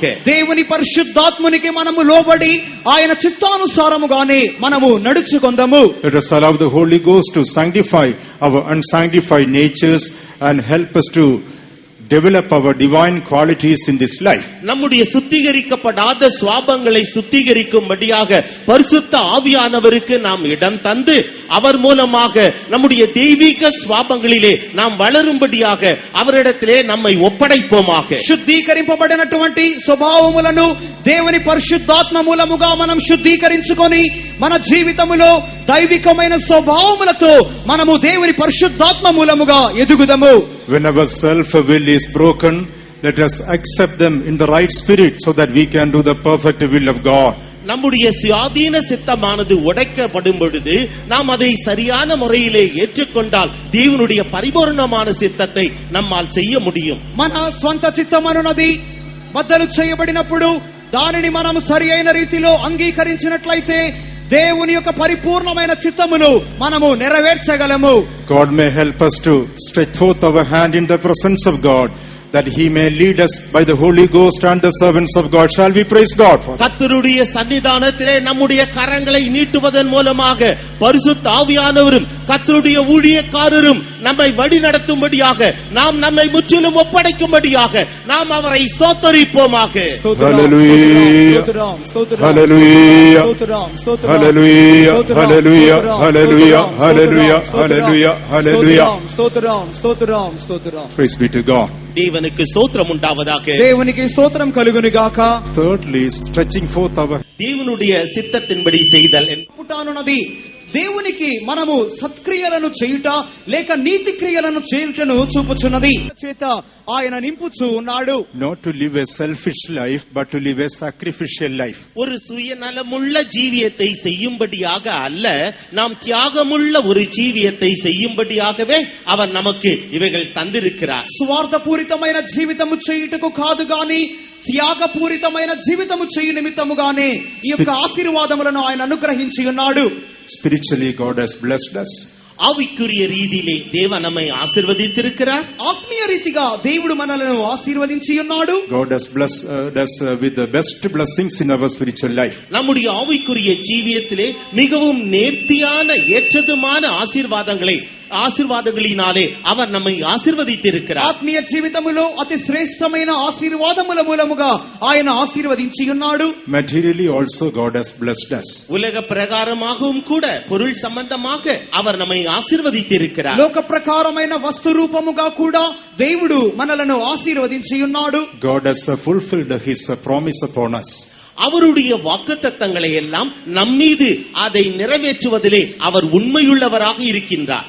ఆయన వాగ్దానములన్నిటిని మన మీద నెరవేర్చుటకు ఆయన నమ్మకస్తుడై ఉన్నాడు. Promise of God says, seek ye first the kingdom of God and his righteousness, then all these things shall be added unto you. தேவனுடைய ராஜ்யத்தையும் அவருடைய நீதியையும் தேடுங்கள், அப்பொழுது இவைகள் எல்லாம் உங்களுக்கு கூட கொடுக்கப்படும் என்று தேவனுடைய வாக்குத்தத்தம் சொல்லுகிறது. దేవుని యొక్క రాజ్యమును ఆయన నీతిని వెదకుడి, అప్పుడు ఇవన్నీ మీకు జరుగును అని దేవుని యొక్క వాక్యము చెప్పుచున్నది.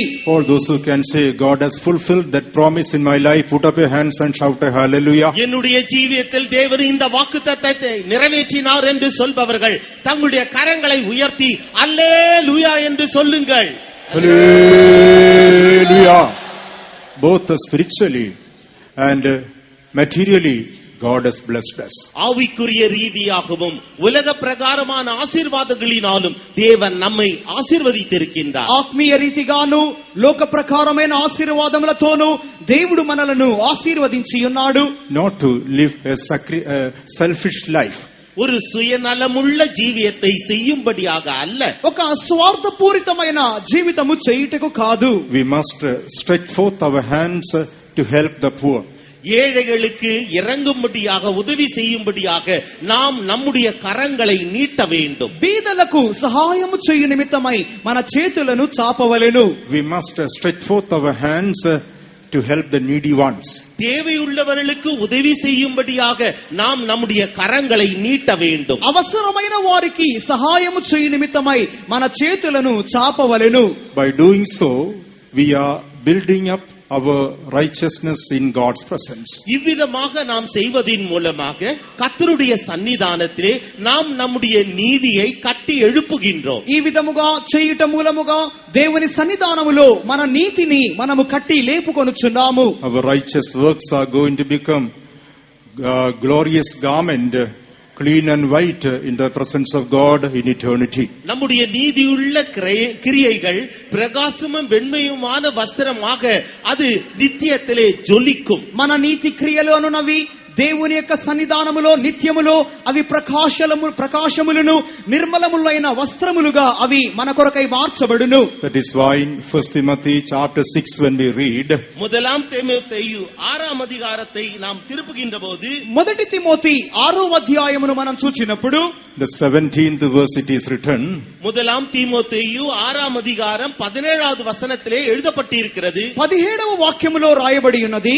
charge them that are in this world, rich in this world, that they may not be high-minded. இவ்வுலகத்திலே ஐஸ்வர்யம் உள்ளவர்கள் இருமாப்பான சிந்தையுள்ளவர்களா இராமல் ఇహమందు ధనవంతులైన వారు గర్విష్ఠులు కాక ఉండునట్లుగా ఆజ్ఞాపించుము. No trust in uncertain riches, நிலையற்ற ஐஸ்வர்யத்தின் மேல் நம்பிக்கை வையாமல் అస్థిరమైన ధనమునందు నమ్మిక ఉంచక but in the living God who giveth us richly all things to enjoy.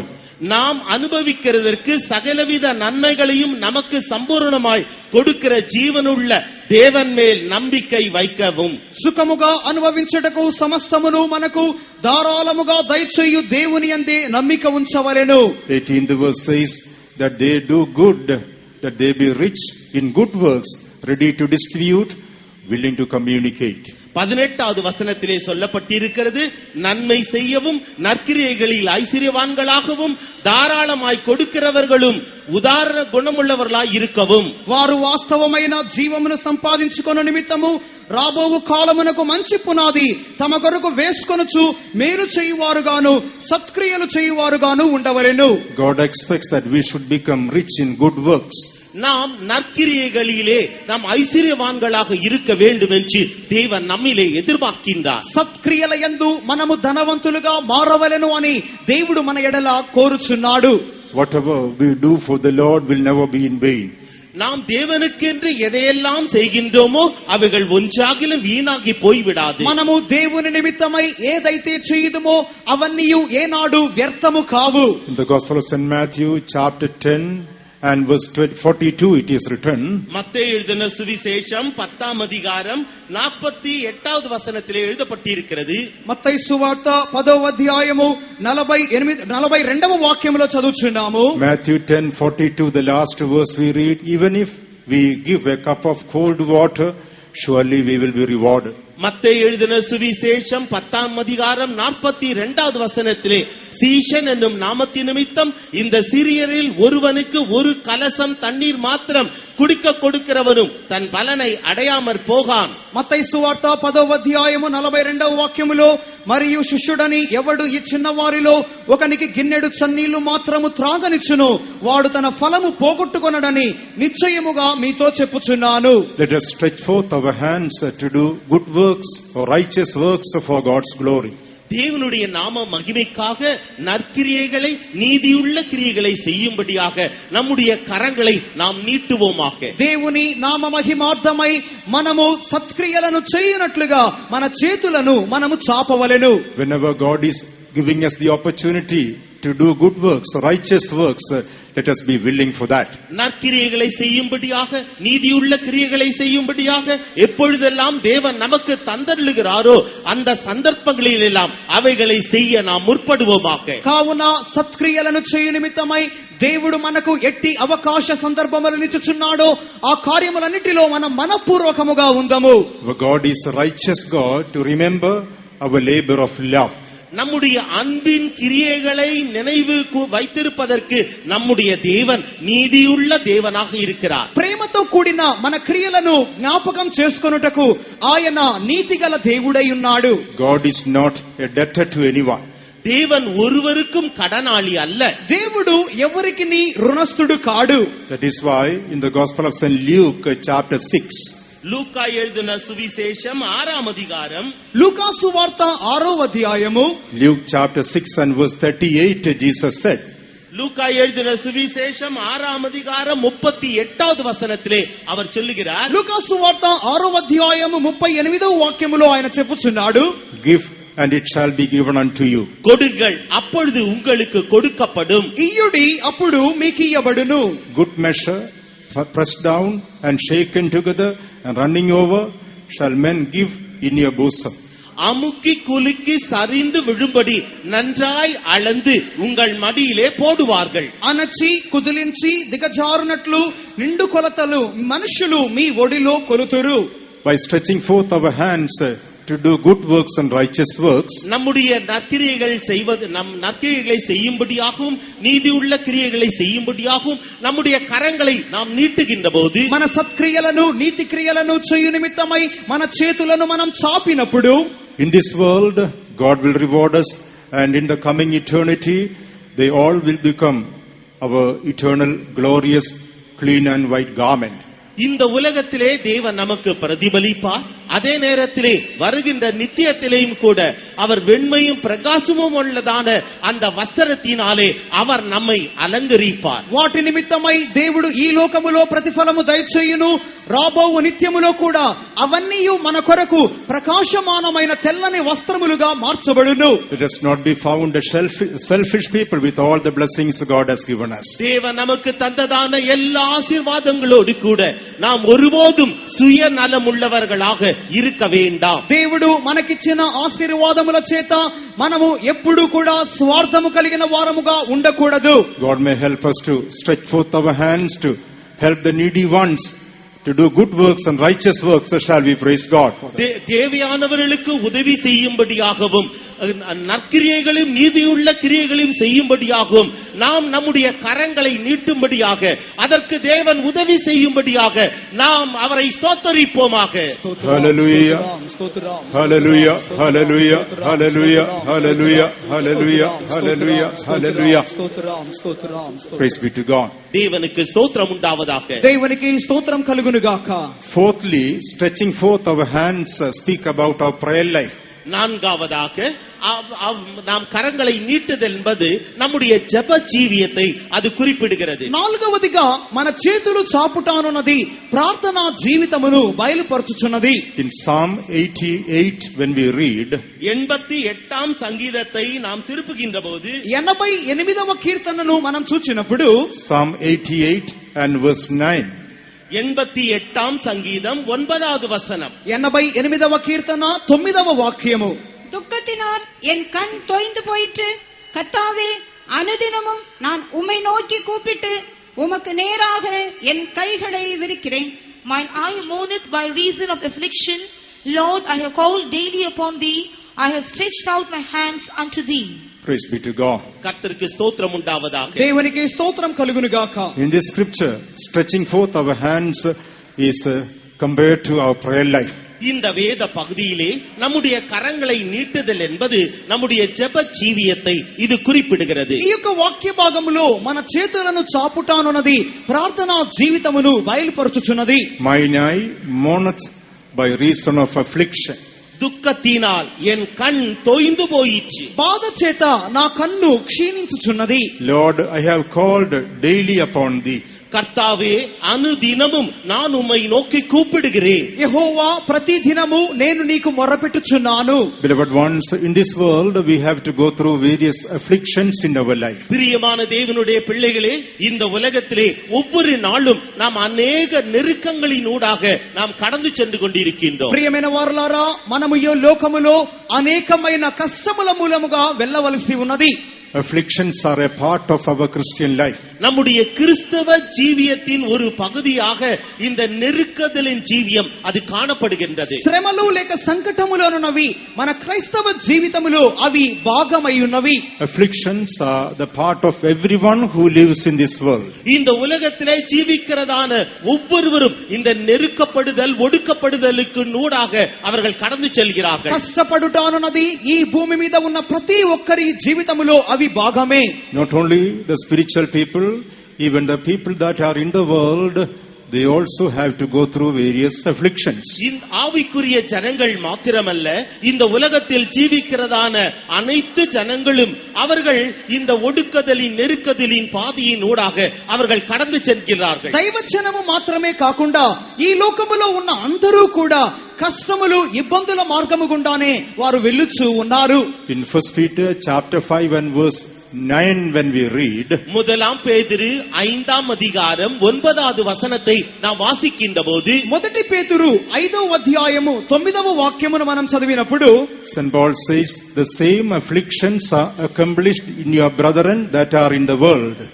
இந்த உலகத்திலே இருக்கிறதான அதே பாடுகள் உங்களுக்கு உண்டு என்று அவர் அங்கு சொல்லுகின்றார். లోకమందున్న మీ సహోదరుల యందు ఈ విధమైన శ్రమలే నెరవేరుచున్నవి. 5:9 1 Peter it is written, the same afflictions are accomplished in your brethren that are in the world. இந்த உலகத்திலே உங்களுடைய சகோதரரிடத்திலே காணப்படுகிறதான அத்தனை பாடுகளும் அவர்கள் உங்களிடத்திலே காணப்படுகிறது. మొదటి పేతురు 5వ అధ్యాయము 9వ వాక్యములో లోకమందున్న మీ సహోదరుల యందును కూడా ఈ శ్రమలే కనబడుచున్నవి. The same afflictions are accomplished in your brethren that are in the world. உலகத்தில் உள்ள உங்கள் சகோதரரிடத்திலே அப்படிப்பட்ட பாடுகள் நிறைவேறி வருகிறதென்று அறிந்திருக்கிறீர்களே. లోకమందున్న మీ సహోదరుల యందు ఈ విధమైన శ్రమలే నెరవేరుచున్నవని ఎరిగి ఉన్నారు. So afflictions are the part of our life. ஆகவே பாடுகள் என்பது நம்முடைய ஜீவியத்தின் ஒரு பகுதியாகவே இருக்கிறது. కావున శ్రమలోనున్నవి మన జీవితములో ఒక భాగమై ఉన్నవి. Even the people that are in the world, they also have the same afflictions. இந்த உலகத்தில் இருக்கிறதான ஜனங்களும் கூட இதே பாடுகளை அவர்களும் சந்திக்கின்றார்கள். ఈ లోకములో ఉన్న జనులు కూడా ఇవే శ్రమలను వారు ఎదుర్కొనుచు ఉన్నారు. In Psalm 34 and verse 19 it is written, 34ஆம் சங்கீதம் 19வது வசனத்திலே எழுதப்பட்டிருக்கிறது. 34వ కీర్తన 19వ వాక్యములో రాయబడి ఉన్నది. many are the afflictions of the righteous. நீதிமானுக்கு வரும் துன்பங்கள் அநேகமாயிருக்கும். నీతిమంతునికి కలుగు ఆపదలు అనేకములు. But the Lord delivereth him out of them all. கர்த்தர் அவைகள் எல்லாவற்றிலும் நின்று அவனை விடுவிப்பார். వాటి అన్నిటిలో నుండి యెహోవా వానిని విడిపించును. Beloved ones, in our afflictions we can stretch forth our hands in the presence of God. பிரியமானவர்களே, நம்முடைய துன்ப நேரங்களிலே நாம் கர்த்தருடைய சன்னிதானத்திலே நம்முடைய கரங்களை நீட்டுவோமாக. మన శ్రమలు ఆపద సమయములలో మనము దేవుని సన్నిధానములలో మనము మన చేతులను పైకెత్తుదము. People of this world, they cannot stretch forth their hands in the presence of God. They do not have that hope in their heart. தங்களுடைய இந்த உலகத்தின் ஜனங்கள் தங்களுடைய இருதயத்திலே நம்பிக்கை அற்றவர்களாக இருக்கின்றபடியினாலே அவர்கள் கர்த்தருடைய சன்னிதானத்திலே தங்களுடைய கரங்களை நீட்ட முடிவதில்லை. ఈ లోక జనులైతే దేవుని యందు నిరీక్షణ నమ్మకము లేనందువలన వారు తమ చేతులను వారి శ్రమల సమయములో దేవుని వైపుగా చాపరు. Our light affliction is going to become eternal weight of glory in the kingdom of God, says the word of God. நம்முடைய லேசான பாடுகள் இனி வரப்போகின்றதான அந்த நித்திய ராஜ்யத்திலே நித்திய கன மகிமையாக இருக்கும் என்று கர்த்தருடைய வசனம் விளம்புகிறது. ఈ చులకని శ్రమలు రాబోవు మహిమను మనకు కలిగించును అని దేవుని యొక్క వాక్యము చెప్పుచున్నది.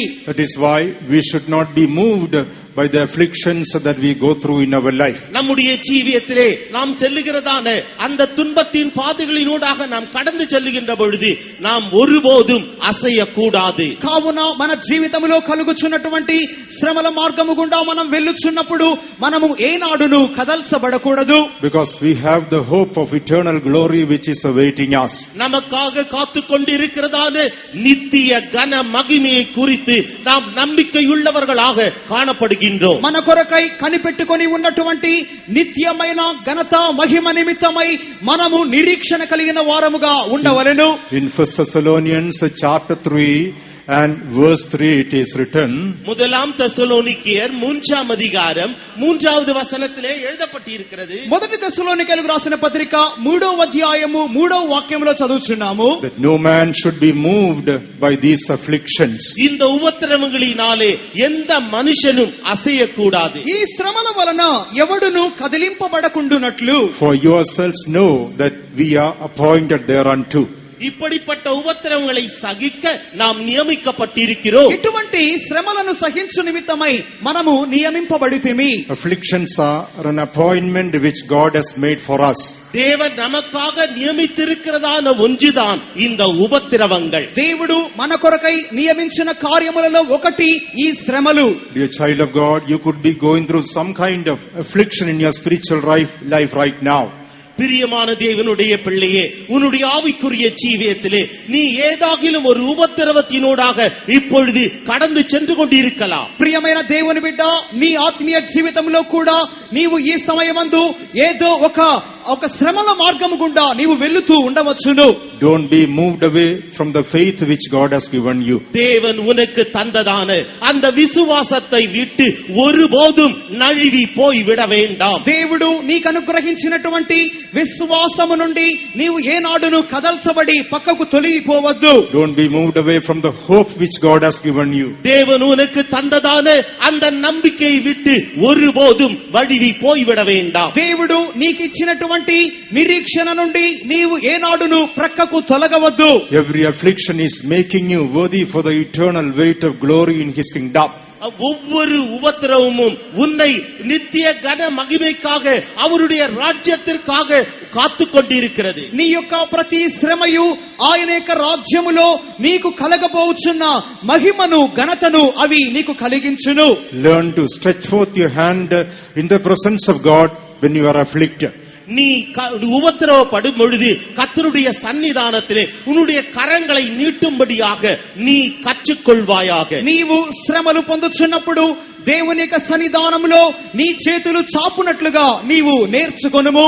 God is choosing you for Himself in the furnace of affliction, says the word of God. உபத்திரவத்தின் குகையிலே தேவன் உன்னை தெரிந்து கொண்டார் என்று தேவனுடைய வசனம் சொல்லுகிறது. శ్రమలు అనే మూసలో దేవుడు నిన్ను ఏర్పరచుకొని ఉన్నాడు అని దేవుని వాక్యము సెలవిచ్చుచున్నది. In the book of Isaiah chapter 48 when we read, ஏசாயா 14 அதிகாரம் 8வது வசனத்தை நாம் வாசிக்கின்ற போது, యెషయా 14వ అధ్యాయము the book of Isaiah chapter 48 when we read, ஏசாயா 14 அதிகாரம், Isaiah chapter 48 when we read, ஏசாயா 48 அதிகாரத்தை நாம் வாசிக்கின்ற போது, యెషయా గ్రంథము 48వ అధ్యాయాన్ని మనం చూచినప్పుడు in the 10th verse it is written, I have chosen thee in the furnace of affliction. 10வது வசனத்திலே சொல்லப்பட்டிருக்கிறது, உபத்திரவத்தின் குகையிலே உன்னை தெரிந்து கொண்டேன். 10వ వాక్యములో ఇబ్బంది కొలిమిలో నిన్ను పరీక్షించుతుని. God is sending us through various sufferings and afflictions in our life in order to choose us for Himself.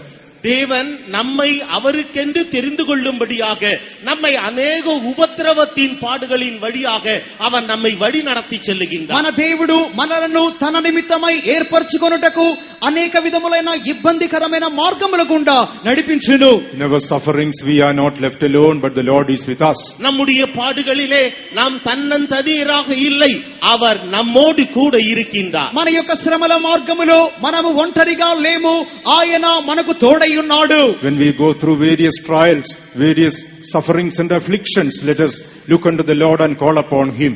நாம் அநேக சோதனைகளினூடாக, பாடுகளினூடாக, கஷ்டங்களினூடாக கடந்து செல்லுகின்ற பொழுது நாம் அவரை நோக்கி பார்க்க வேண்டும். మనము శ్రమల మార్గము గుండా, ఇబ్బందుల మార్గము గుండా వెలుచున్నప్పుడు మనము ఆయనను తేరి చూడవలెను. Stretching forth our hands in the presence of God. கர்த்தருடைய சன்னிதானத்திலே நாம் நம்முடைய கரங்களை நீட்ட வேண்டும். దేవుని సన్నిధానములో మన చేతులను మనం చాపవలెను. Right now you could be going through some kind of suffering in your body. இப்பொழுது உங்களுடைய சரீரத்திலே நீங்கள் சில பாடுகளினூடாக கடந்து சென்று கொண்டிருக்கலாம். ఈ సమయమందు మీ శరీరములో మీరు ఒక విధమైన శ్రమల మార్గము గుండా వెళుతూ ఉండవచ్చును. Don't be discouraged or disheartened.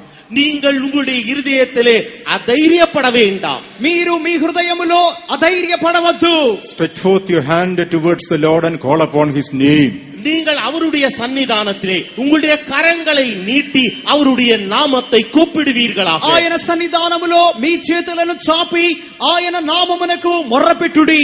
In 2 Corinthians chapter 4 and verse 17 it is written, 2 கொரிந்தியர் chapter 4 and verse 17 it is written, 4 அதிகாரம் 17வது வசனத்திலே எழுதப்பட்டிருக்கிறது. 2 కొరింథీయులు 4వ అధ్యాయము 17వ వాక్యములో చదువుచున్నాం. For our light affliction, which is but for a moment, worketh for us a far more exceeding and eternal weight of glory.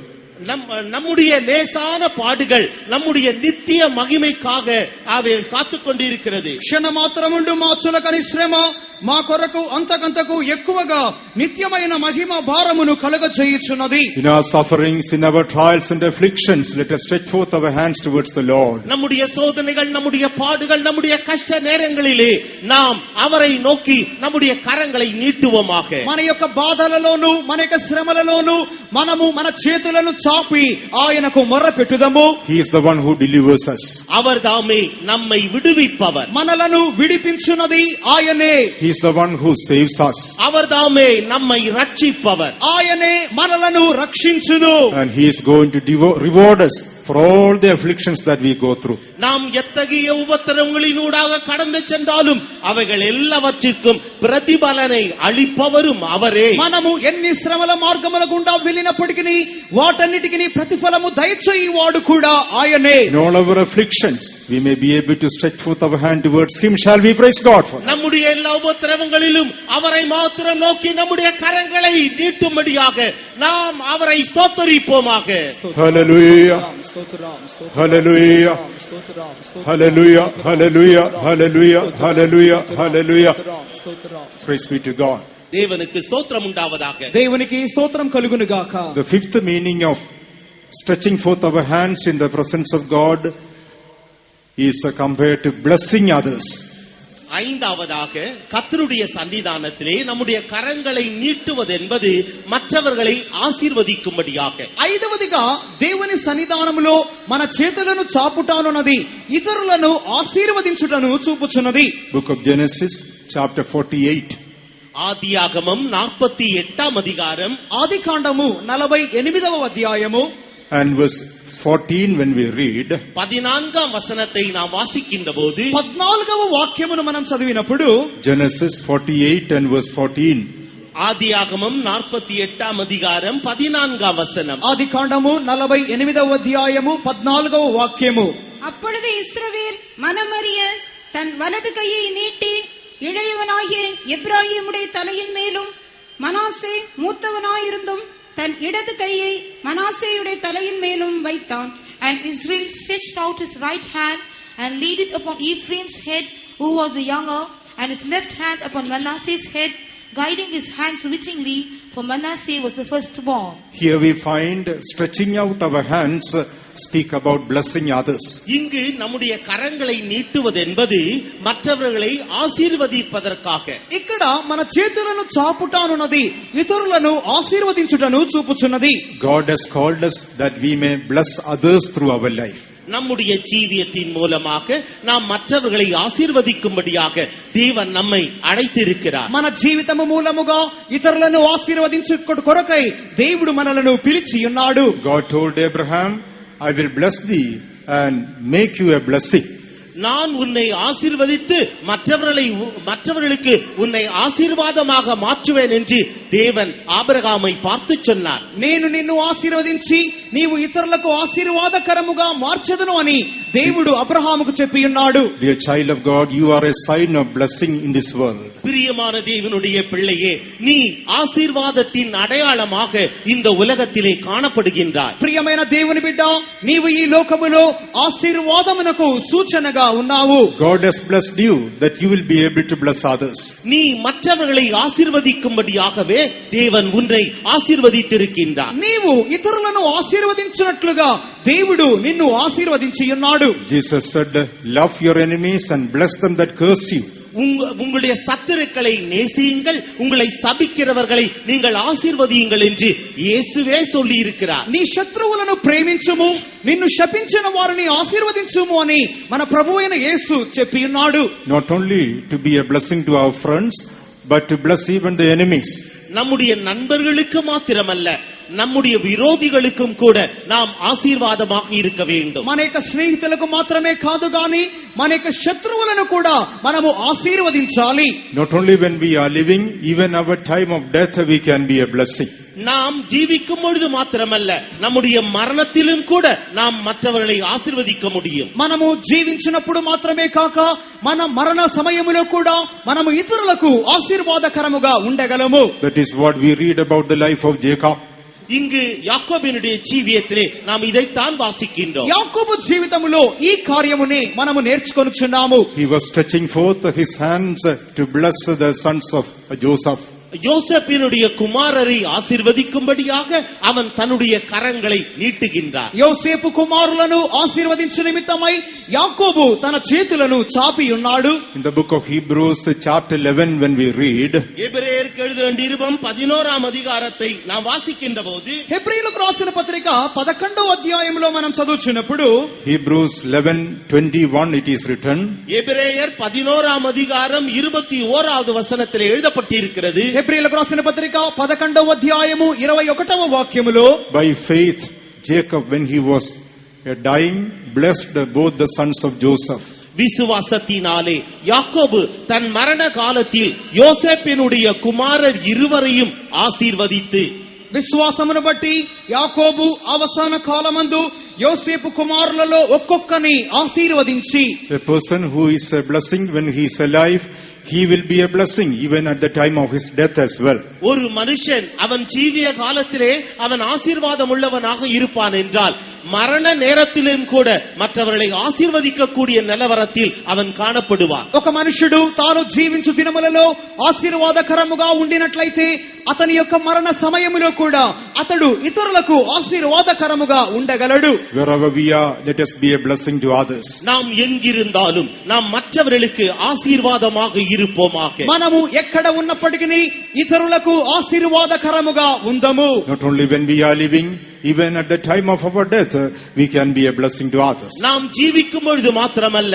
நம்முடைய மரண நேரத்திலேயும் கூட நாம் மற்றவர்களுக்கு ஆசீர்வாதமாக இருப்போம். మనము జీవించినప్పుడు మాత్రమే కాక మన యొక్క మరణ సమయములో కూడా మనము ఇతరులకు ఆశీర్వాదకరముగా ఉందము. Jesus was a blessing not only when he was living, even at the time of his death he was a blessing. இயேசு கிறிஸ்து அவர் ஜீவனோடு இருந்த காலத்தில் மாத்திரமல்ல, அவருடைய மரண நேரத்திலும் கூட அவர் மற்றவர்களுக்கு ஆசீர்வாதமாக இருந்தார். యేసుక్రీస్తు తాను జీవించిన దినములలో మాత్రమే కాక తన మరణ సమయములో కూడా ఆయన ఇతరులకు ఆశీర్వాదకరముగా ఉండి ఉన్నాడు. We read about Stephen in Acts of the Apostles chapter 7. He was a blessing when he was passing away from this world. அப்போஸ்தல நடபடிகள் 7ஆம் அதிகாரத்திலே ஸ்தேவானை குறித்து நாம் வாசிக்கின்றோம். அவன் இந்த உலகத்தை விட்டு கடந்து போகின்ற நேரத்திலேயும் கூட அவன் மற்றவர்களுக்கு ஆசீர்வாதமாக இருந்தான். అపోస్తల కార్యములు 7వ అధ్యాయంలో చదువుచున్నప్పుడు స్టెఫను తన యొక్క జీవితములో ఈ లోకము నుండి గతించిపోవచ్చున్న సమయములో కూడా అతడు ఇతరులను ఆశీర్వదించుచు గతించిపోయెను. Let us stretch forth our hands to bless others. மற்றவர்களை ஆசீர்வதிக்கும்படியாக நாம் நம்முடைய கரத்தை நீட்டுவோமாக. ఇతరులను ఆశీర్వదించు నిమిత్తమై మనము మన చేతులను చాపుదము. Praise be to God. தேவனுக்கு ஸ்தோத்திரம் உண்டாவதாக. దేవునికి స్తోత్రం కలుగును గాక. The sixth experience connected with the stretching forth of our hands. ஆறாவது அனுபவம் கரங்களை நீட்டுதல் என்கிற அனுபவமானது మన యొక్క చేతులను చాపుట అను దానితో సంబంధపడి ఉన్న 6వ అనుభవము, In order to receive healing from the presence of God. கர்த்தருடைய சன்னிதானத்திலே இருந்து சுகத்தை பெற்றுக்கொள்ளும்படியாக. దేవుని సన్నిధానములో నుండి స్వస్థతను పొందుకొనున్నట్లుగా. In the Gospel of St. Mark chapter 3, when we read, mark எழுதின சுவிசேஷம் 3ஆம் அதிகாரத்தை நாம் திருப்புகின்ற போது, మార్కు సువార్త 3వ అధ్యాయము వైపు మనం తిరిపినప్పుడు Mark 3 and verse 5, what do we read?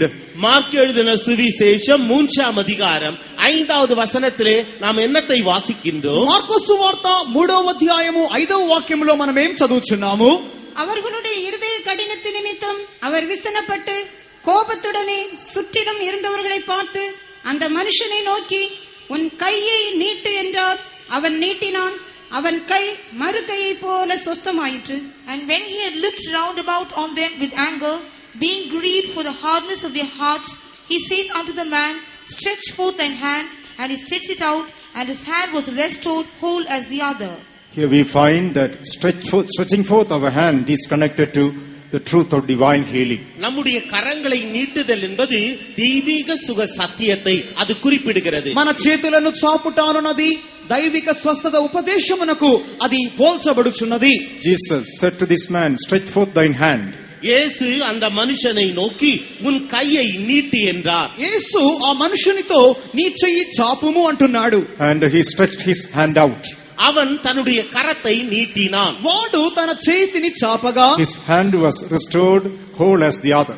அவன் கை மறு கையை போல சொஸ்தமாயிற்று. ఇంకొక చెయ్యి వలె ఆ చెయ్యి బాగుపడెను. Tonight you could be sick and weak in your body. இந்த இரவிலே உன்னுடைய சரீரத்திலே வியாதிப்பட்டவராக பலவீனம் உள்ளவராக நீ காணப்படலாம். నీ యొక్క శరీరములో ఇప్పుడు నీవు వ్యాధిగ్రస్తుడవుగాను బలహీనుడవుగాను కనబడవచ్చును. The Lord is telling you to stretch forth your hand towards Him. நீ அவரை நோக்கி உன்னுடைய கரத்தை நீட்டும்படியாக அவர் உன்னை பார்த்து சொல்லுகின்றார். ఆయన వైపుగా నీ చేతులను చాపుము అని ఆయన నీతో చెప్పుచున్నాడు. Perhaps you would have stretched out your hands to so many doctors. ஒருவேளை உன்னுடைய கரத்தை அநேக மருத்துவரிடத்திலே நீ நீட்டி இருக்கலாம். ఒకవేళ నీ చేతిని అనేకమైన వైద్యుల వైపుగా నీవు చాపి ఉండవచ్చును. You would have stretched out your hands to take medicines. நீ மருந்து பொருட்களை உட்கொள்ளும்படியாக உன்னுடைய கரத்தை நீ நீட்டி இருக்கலாம். మందులను తీసుకొను నిమిత్తమై నీ చేతులను చాపి ఉండవచ్చును. But you never got healed. என்றாலும் நீ ஒருபோதும் சொஸ்தமாக்கப்படவில்லை. అయినను నీవు ఎన్నడూను స్వస్థత పొందలేదు. But tonight the Lord is telling you to stretch forth your hand towards Him. இந்த இரவில் தானே அவர் உன்னை பார்த்து அவரை நோக்கி உன்னுடைய கரத்தை நீட்டும்படியாக அவர் உன்னை பார்த்து சொல்லுகின்றார். కానీ ఈ రాత్రి కాలమందు నీవు ఆయనను తేరి చూచి ఆయన వైపుగా నీ చేతులను చాపమని ఆయన చెప్పుచున్నాడు. Whatever your sickness be in your body, உன்னுடைய சரீரத்தில் எந்த விதமான வியாதி இருந்தாலும் சரி, నీ శరీరములో ఏ వ్యాధి ఉన్నప్పటికీ God is able to heal you tonight. இந்த இரவில் தானே தேவன் உன்னை சுகமாக்க வல்லவர். ఈ రాత్రి కాలమందే దేవుడు నిన్ను స్వస్థపరచుటకు శక్తిమంతుడు. His promises are divine medicine to your body. அவருடைய வாக்குத்தத்தங்கள் உன்னுடைய சரீரத்திற்கு தெய்வீக ஔஷதமாக இருக்கின்றது. ఆయన వాగ్దానములు మన శరీరమునకు దైవిక ఔషధముల వలె ఉన్నవి. He sent His word and healed His people. அவர் தம்முடைய வார்த்தையை அனுப்பி அவருடைய ஜனங்களை அவர் சொஸ்தமாக்கினார். ఆయన తన వాక్కును పంపి జనులను బాగు చేసెను. Tonight you can be healed by stretching forth your hand towards Him. இந்த இரவில் தானே நீ அவரை நோக்கி உன்னுடைய கரத்தை நீட்டுவாய் என்றால் நீ முற்றிலுமாக குணமாக்கப்படுவாய். ఈ రాత్రి కాలమందు ఆయనను తేరి చూచి నీ చేతులను చాపినట్లయితే సంపూర్ణముగా నీవు బాగుపడుదువు. The last experience connected to stretching forth our hands, நம்முடைய கரங்களை நீட்டுதல் என்பதற்கான கடைசி அனுபவம் என்னவென்றால், మన చేతులను చాపుట అను కార్యమునకు చివరి అనుభవం ఏమిటి అన్నట్లయితే the key verse that we read, Psalm 143 and verse 6. நாம் வாசித்ததான முதல் வேத பகுதி 143ஆம் சங்கீதம் 6ஆம் வசனம். మనము చదువుకున్న మొదటి వాక్యము 143వ కీర్తన 6వ వాక్యము. I stretch forth my hands unto thee. என் கைகளை உமக்கு நேராக விரிக்கிறேன். నీ తట్టు నా చేతులను చాపుచున్నాను. My soul thirsteth after thee. வறண்ட நிலத்தை போல் என் ஆத்துமா உம்மேல் தாகமாயிருக்கிறது. నా ప్రాణము నీ కొరకు ఆశగొనియున్నది. Stretching forth our hands speak about the thirst of our life. கரங்களை நீட்டுதல் என்று சொன்னால் நம்முடைய ஜீவியத்தினுடைய தாகத்தை இது குறிக்கிறது. మన చేతులను చాపుటానున్నది మన జీవితములోని దప్పికను చూపుచున్నది. What is the thirst of our life? நம்முடைய ஜீவியத்தின் தாகம் என்ன? మన జీవితములోని దప్పిక ఏమిటి? In Psalm 42 when we read, 42ஆம் சங்கீதத்தை நாம் வாசிக்கின்ற போது 42వ కీర్తనను మనం చదివినప్పుడు Psalm 42 and verse 2 it is written, 42ஆம் சங்கீதம் 2ஆம் வசனத்தில் எழுதப்பட்டிருக்கிறது. 42వ కీర్తన 2వ వాక్యములో రాయబడి ఉన్నది. My soul thirsteth for God. என் ஆத்துமா தேவன் மேல் ஜீவனுள்ள தேவன் மேல் தாகமாயிருக்கிறது. నా ప్రాణము దేవుని కొరకు తృష్ణగొనుచున్నది. My soul thirsteth for the living God. என்னுடைய ஆத்துமா ஜீவனுள்ள தேவன் பேரிலேயே தாகமாயிருக்கிறது. నా ప్రాణము జీవము కలిగిన దేవుని కొరకు తృష్ణగొనుచున్నది. When shall I come and appear before God? நான் எப்பொழுது தேவனுடைய சந்நிதியில் வந்து நிற்பேன்? దేవుని సన్నిధికి నేను ఎప్పుడు వచ్చి చేరెదను? What is the thirst of our inner man? நம்முடைய உள்ளான மனுஷனின் தாகம் என்ன? మన అంతరంగ పురుషుని యొక్క దప్పిక ఏ రీతిగా ఉన్నది? To appear before the living God, the creator God. சிருஷ்டிகர்த்தர் జీవనుள்ள దేవునికి మున్பாக நாம் போய் நிற்பது. సృష్టికర్త అయిన జీవము కలిగిన దేవుని ఎదుట మనము వెళ్లి నిలబడుట. This is the thirst of our inner man. இது நம்முடைய உள்ளான மனுஷனின் தாகமாக இருக்கிறது. ఇది మన అంతరంగ పురుషుని యొక్క తృష్ణగా ఉన్నది. This is the thirst of our soul. இது நம்முடைய ஆத்துமாவின் தாகமாக இருக்கிறது. ఇది మన ప్రాణము యొక్క దాహముగా ఉన్నది. When shall I come and appear before my God? நான் எப்பொழுது என்னுடைய தேவனாகிய கர்த்தருக்கு முன்பாக நிற்பேன்? నేను ఎప్పుడు దేవుని ఎదుట నిలబడెదను. When are we going to come and appear before our God? நாம் நம்முடைய தேவனாகிய கர்த்தருக்கு முன்பாக நாம் நிற்கும்போது, మనము మన దేవుని ఎదుట మనం నిలబడుచున్నప్పుడు, when are we going to come and appear before our God? நாம் எப்பொழுது நம்முடைய தேவனாகிய கர்த்தருக்கு முன்பாக நிற்க போகிறோம்? మనము ఎప్పుడు మన దేవుని ఎదుట నిలబడబోచున్నాము? Whenever Jesus comes in glory. நம்முடைய கர்த்தராகிய இயேசு கிறிஸ்து மகிமையிலே வெளிப்படுகின்ற போது, మన ప్రభు అయిన యేసుక్రీస్తు మహిమలో ప్రత్యక్షమైనప్పుడు, Whenever Jesus comes in glory, we shall also appear with him. நம்முடைய கர்த்தராகிய இயேசு கிறிஸ்து மகிமையிலே வெளிப்படுகின்ற பொழுது நாமும் அவரோடு கூட காணப்படுவோம். మన ప్రభు అయిన యేసుక్రీస్తు మహిమలో ప్రత్యక్షమైనప్పుడు మనము ఆయనతో పాటు కనబడుదము. When he shall appear, we shall be like him. அவர் வெளிப்படும் பொழுது நாம் அவரை போலவே காணப்படுவோம். ఆయన ప్రత్యక్షమైనప్పుడు మనము ఆయనను పోలి ఉందము. Nothing in this world can quench the thirst of our soul. நம்முடைய ஆத்துமாவின் தாகத்தை இந்த உலகத்தில் உள்ள ஒன்றாகிலும் அது தணிக்காது. మన ప్రాణము యొక్క తృష్ణను ఈ లోకములో ఏదియూ తీర్చలేదు. We go from strength to strength and we all appear before him in Zion, says the word of God. நாம் பலத்தின் மேல் பலன் அடைந்து சீயோனிலே தேவனுடைய சந்நிதியிலே நாம் அவருக்கு முன்பாக நிற்போம் என்று தேவனுடைய வசனம் சொல்லுகிறது. మనము బలాభివృద్ధి నొందుచు దేవునితో సియోనులో కనబడుదము అని వాక్యము చెప్పుచున్నది. Only when we reach the city of New Jerusalem and Zion, our thirst will be quenched. புதிய எருசலேம் சீயோனிலே நாம் போய் சேருகின்ற பொழுது மாத்திரமே நம்முடைய தாகம் தீர்க்கப்படும். నూతన యెరూషలేము సియోనులోకి వెళ్లి మనం చేరినప్పుడు మాత్రమే మన ప్రాణము యొక్క దాహము I తీర్చబడుచున్నది. stretch forth my hands unto thee. ஆண்டவரே, என்னுடைய கரங்களை உமக்கு நேராக நான் நீட்டுகிறேன். నా చేతులను నీ తట్టు చాపుచున్నాను. Dear child of God, what are you thirsting for in this world? பிரியமான தேவனுடைய பிள்ளையே, இந்த உலகத்திலே எதற்காக நீ தாகம் கொண்டிருக்கிறாய்? ప్రియమైన దేవుని బిడ్డ, ఈ లోకములో నీవు దేని కొరకై తృష్ణ కొనుచున్నావు? Are you thirsting for the coming of the Lord? கர்த்தருடைய வருகை குறித்ததான தாகம் உனக்குள் இருக்கிறதா? ప్రభువు రాకడను గూర్చిన తృష్ణ నీలో కనపడుచున్నదా? Are you thirsting to be found in New Jerusalem and Zion? புதிய எருசலேமிலும் சீயோனிலும் காணப்படும்படியான தாகம் உனக்குள் இருக்கிறதா? నూతన యెరూషలేము సియోనులో కనపడవలెను అనే దప్పిక నీలో కనపడుచున్నదా? This world cannot quench your thirst. இந்த உலகமானது உன்னுடைய தாகத்தை ஒருபோதும் தீர்க்காது. ఈ లోకము నీ దాహమును ఏనాడును తీర్చలేదు. Sinful life cannot quench your thirst. இந்த பாவ ஜீவியமானது ஒருபோதும் உன்னுடைய தாகத்தை தீர்க்காது. ఈ పాప జీవితము నీ దాహమును ఏనాడును తీర్చలేదు.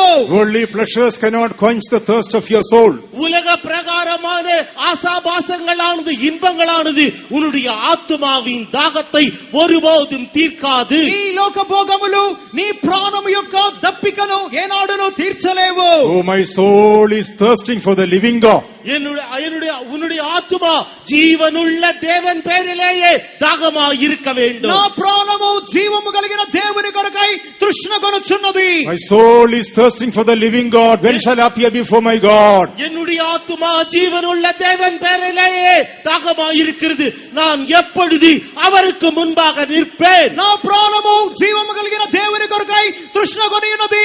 నేను ఎప్పుడు ఆయన ఎదుట Shall we కనబడను. all stand up? நாம் எல்லோரும் எழுந்து நிற்போமா? మనమందరము లేచి నిలబడదాము. I stretch forth my hands unto thee, O Lord. ஆண்டவரே, என்னுடைய கரங்களை உமக்கு நேராக நான் நீட்டுகிறேன். ప్రభువా, నా చేతులను నీ వైపుగా చాపుచున్నాను. Tonight, whatever your need be, இந்த இரவிலே உன்னுடைய தேவை எதுவாக இருந்தாலும் சரி, ఈ రాత్రి కాలమందు నీ అవసరత ఏమై ఉన్నప్పటికీ stretch forth your hand towards God.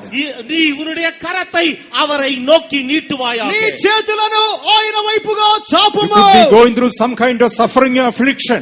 நீ சில பாடுகள் துன்பங்களின் ஊடாக கடந்து சென்று கொண்டு இருக்கலாம். కొన్ని శ్రమలు ఆపదల గుండా నీవు వెళుతూ ఉండవచ్చును. Stretch forth your hand towards the Lord. நீ தேவரை நோக்கி உன்னுடைய கரத்தை அவரிடம் நீட்டுவாயாக. దేవుని వైపుగా నీ చేతులను చాపుము.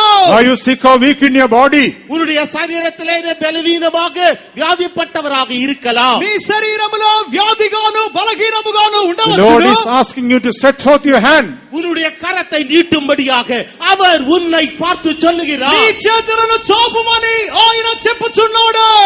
What is the thirst of your soul? உன்னுடைய ஆத்துமாவின் தாகம் என்ன? నీ ప్రాణము యొక్క తృష్ణ ఏమై ఉన్నది? Stretch forth your mighty hand, your hand towards the Lord. உன்னுடைய கரத்தை அவர் அண்டை நீட்டுவாயாக. నీ చేతులను ఆయన వైపుగా Oh, చాపుము. the Lord is moving in our midst. கர்த்தர் நம்முடைய மத்தியிலே உலாவிக் கொண்டிருக்கிறார். మన దేవుడు మన మధ్యలో సంచరించుచున్నాడు. Glorious presence of God is moving in our midst. கர்த்தருடைய சமூகம் நம்முடைய மத்தியிலே உலாவிக் கொண்டிருக்கிறது. దేవుని మహిమ కలిగిన సముఖం మన మధ్యలో ఉన్నది. Open your mouth and say, I stretch forth my hands unto thee, O Lord. ஆண்டவரே, உமக்கு முன்பாக என்னுடைய கரங்களை நீட்டுகிறேன் என்று உன்னுடைய வாயை திறந்து சொல்வாயாக. దేవా, నా చేతులు నీ వైపు చాపుచున్నానని నీవు గట్టిగా చెప్పుము. I stretch forth my hand unto thee, O Lord. ஆண்டவரே, உமக்கு முன்பாக என்னுடைய கரத்தை நீட்டுகிறேன். దేవా, నా చేతులు నీ వైపు చాపుచున్నాను. I stretch forth my hand unto thee, O Lord. ஆண்டவரே, உமக்கு முன்பாக என்னுடைய கரத்தை நான் நீட்டுகிறேன். దేవా, నా చేతులు నీ వైపు Oh, చాపుచున్నాను. the Lord is touching you right now. இப்பொழுதே தேவன் உன்னை தொடுகிறார். ఇప్పుడే ఆయన ముట్టుచున్నాడు. The power of God is touching you. கர்த்தருடைய வல்லமை உன்னை தொடுகிறது. దేవుని శక్తి ముట్టుచున్నది. The hand of the Lord is touching you. கர்த்தருடைய கரமானது உன்னை தொடுகிறது. ఆయన హస్తము ముట్టుచున్నది. The Lord is healing you. தேவன் உன்னை சுகமாக்குகிறார். ఆయన స్వస్థపరచుచున్నాడు. The Lord is strengthening you by His power. கர்த்தருடைய வல்லமையினாலே தேவன் உன்னை பலப்படுத்துகிறார். తన శక్తి చేత ఆయన నిన్ను Open your బలపరుచుచున్నాడు. mouth. உன்னுடைய வாயை திறப்பாயாக. నీ నోరు Open your తెరువు. mouth wide. உன்னுடைய வாயை விரிவாய் నోరు திறப்பாயாக. బాగుగా తెరువు. Open your mouth wide. உன்னுடைய வாயை விரிவாய் திறப்பாயாக. నోరు బాగుగా Call upon the name of Jesus. இயேசுவின் நாமத்தை கூப்பிடுவாயாக. యేసు నామమును పిలువు. Call upon the name of Jesus. இயேசுவின் நாமத்தை கூப்பிடுவாயாக. యేసు నామమును పిలువు. Oh, the power of God is falling upon you. கர்த்தருடைய வல்லமை உன்மேல் விழுகிறது. దేవుని శక్తి నీ మీద దిగుచున్నది. The anointing of God is coming upon you. தேவனுடைய அபிஷேகம் உன் மீது இறங்குகிறது. దేవుని అభిషేకం దిగుచున్నది. Grace of God is coming upon you. தேவனுடைய கிருபை உன் மீது வருகிறது. దేవుని కృప నీ మీద దిగుచున్నది. Oh, நிறவேனிறென்னையும் அழைத்தீர் திரு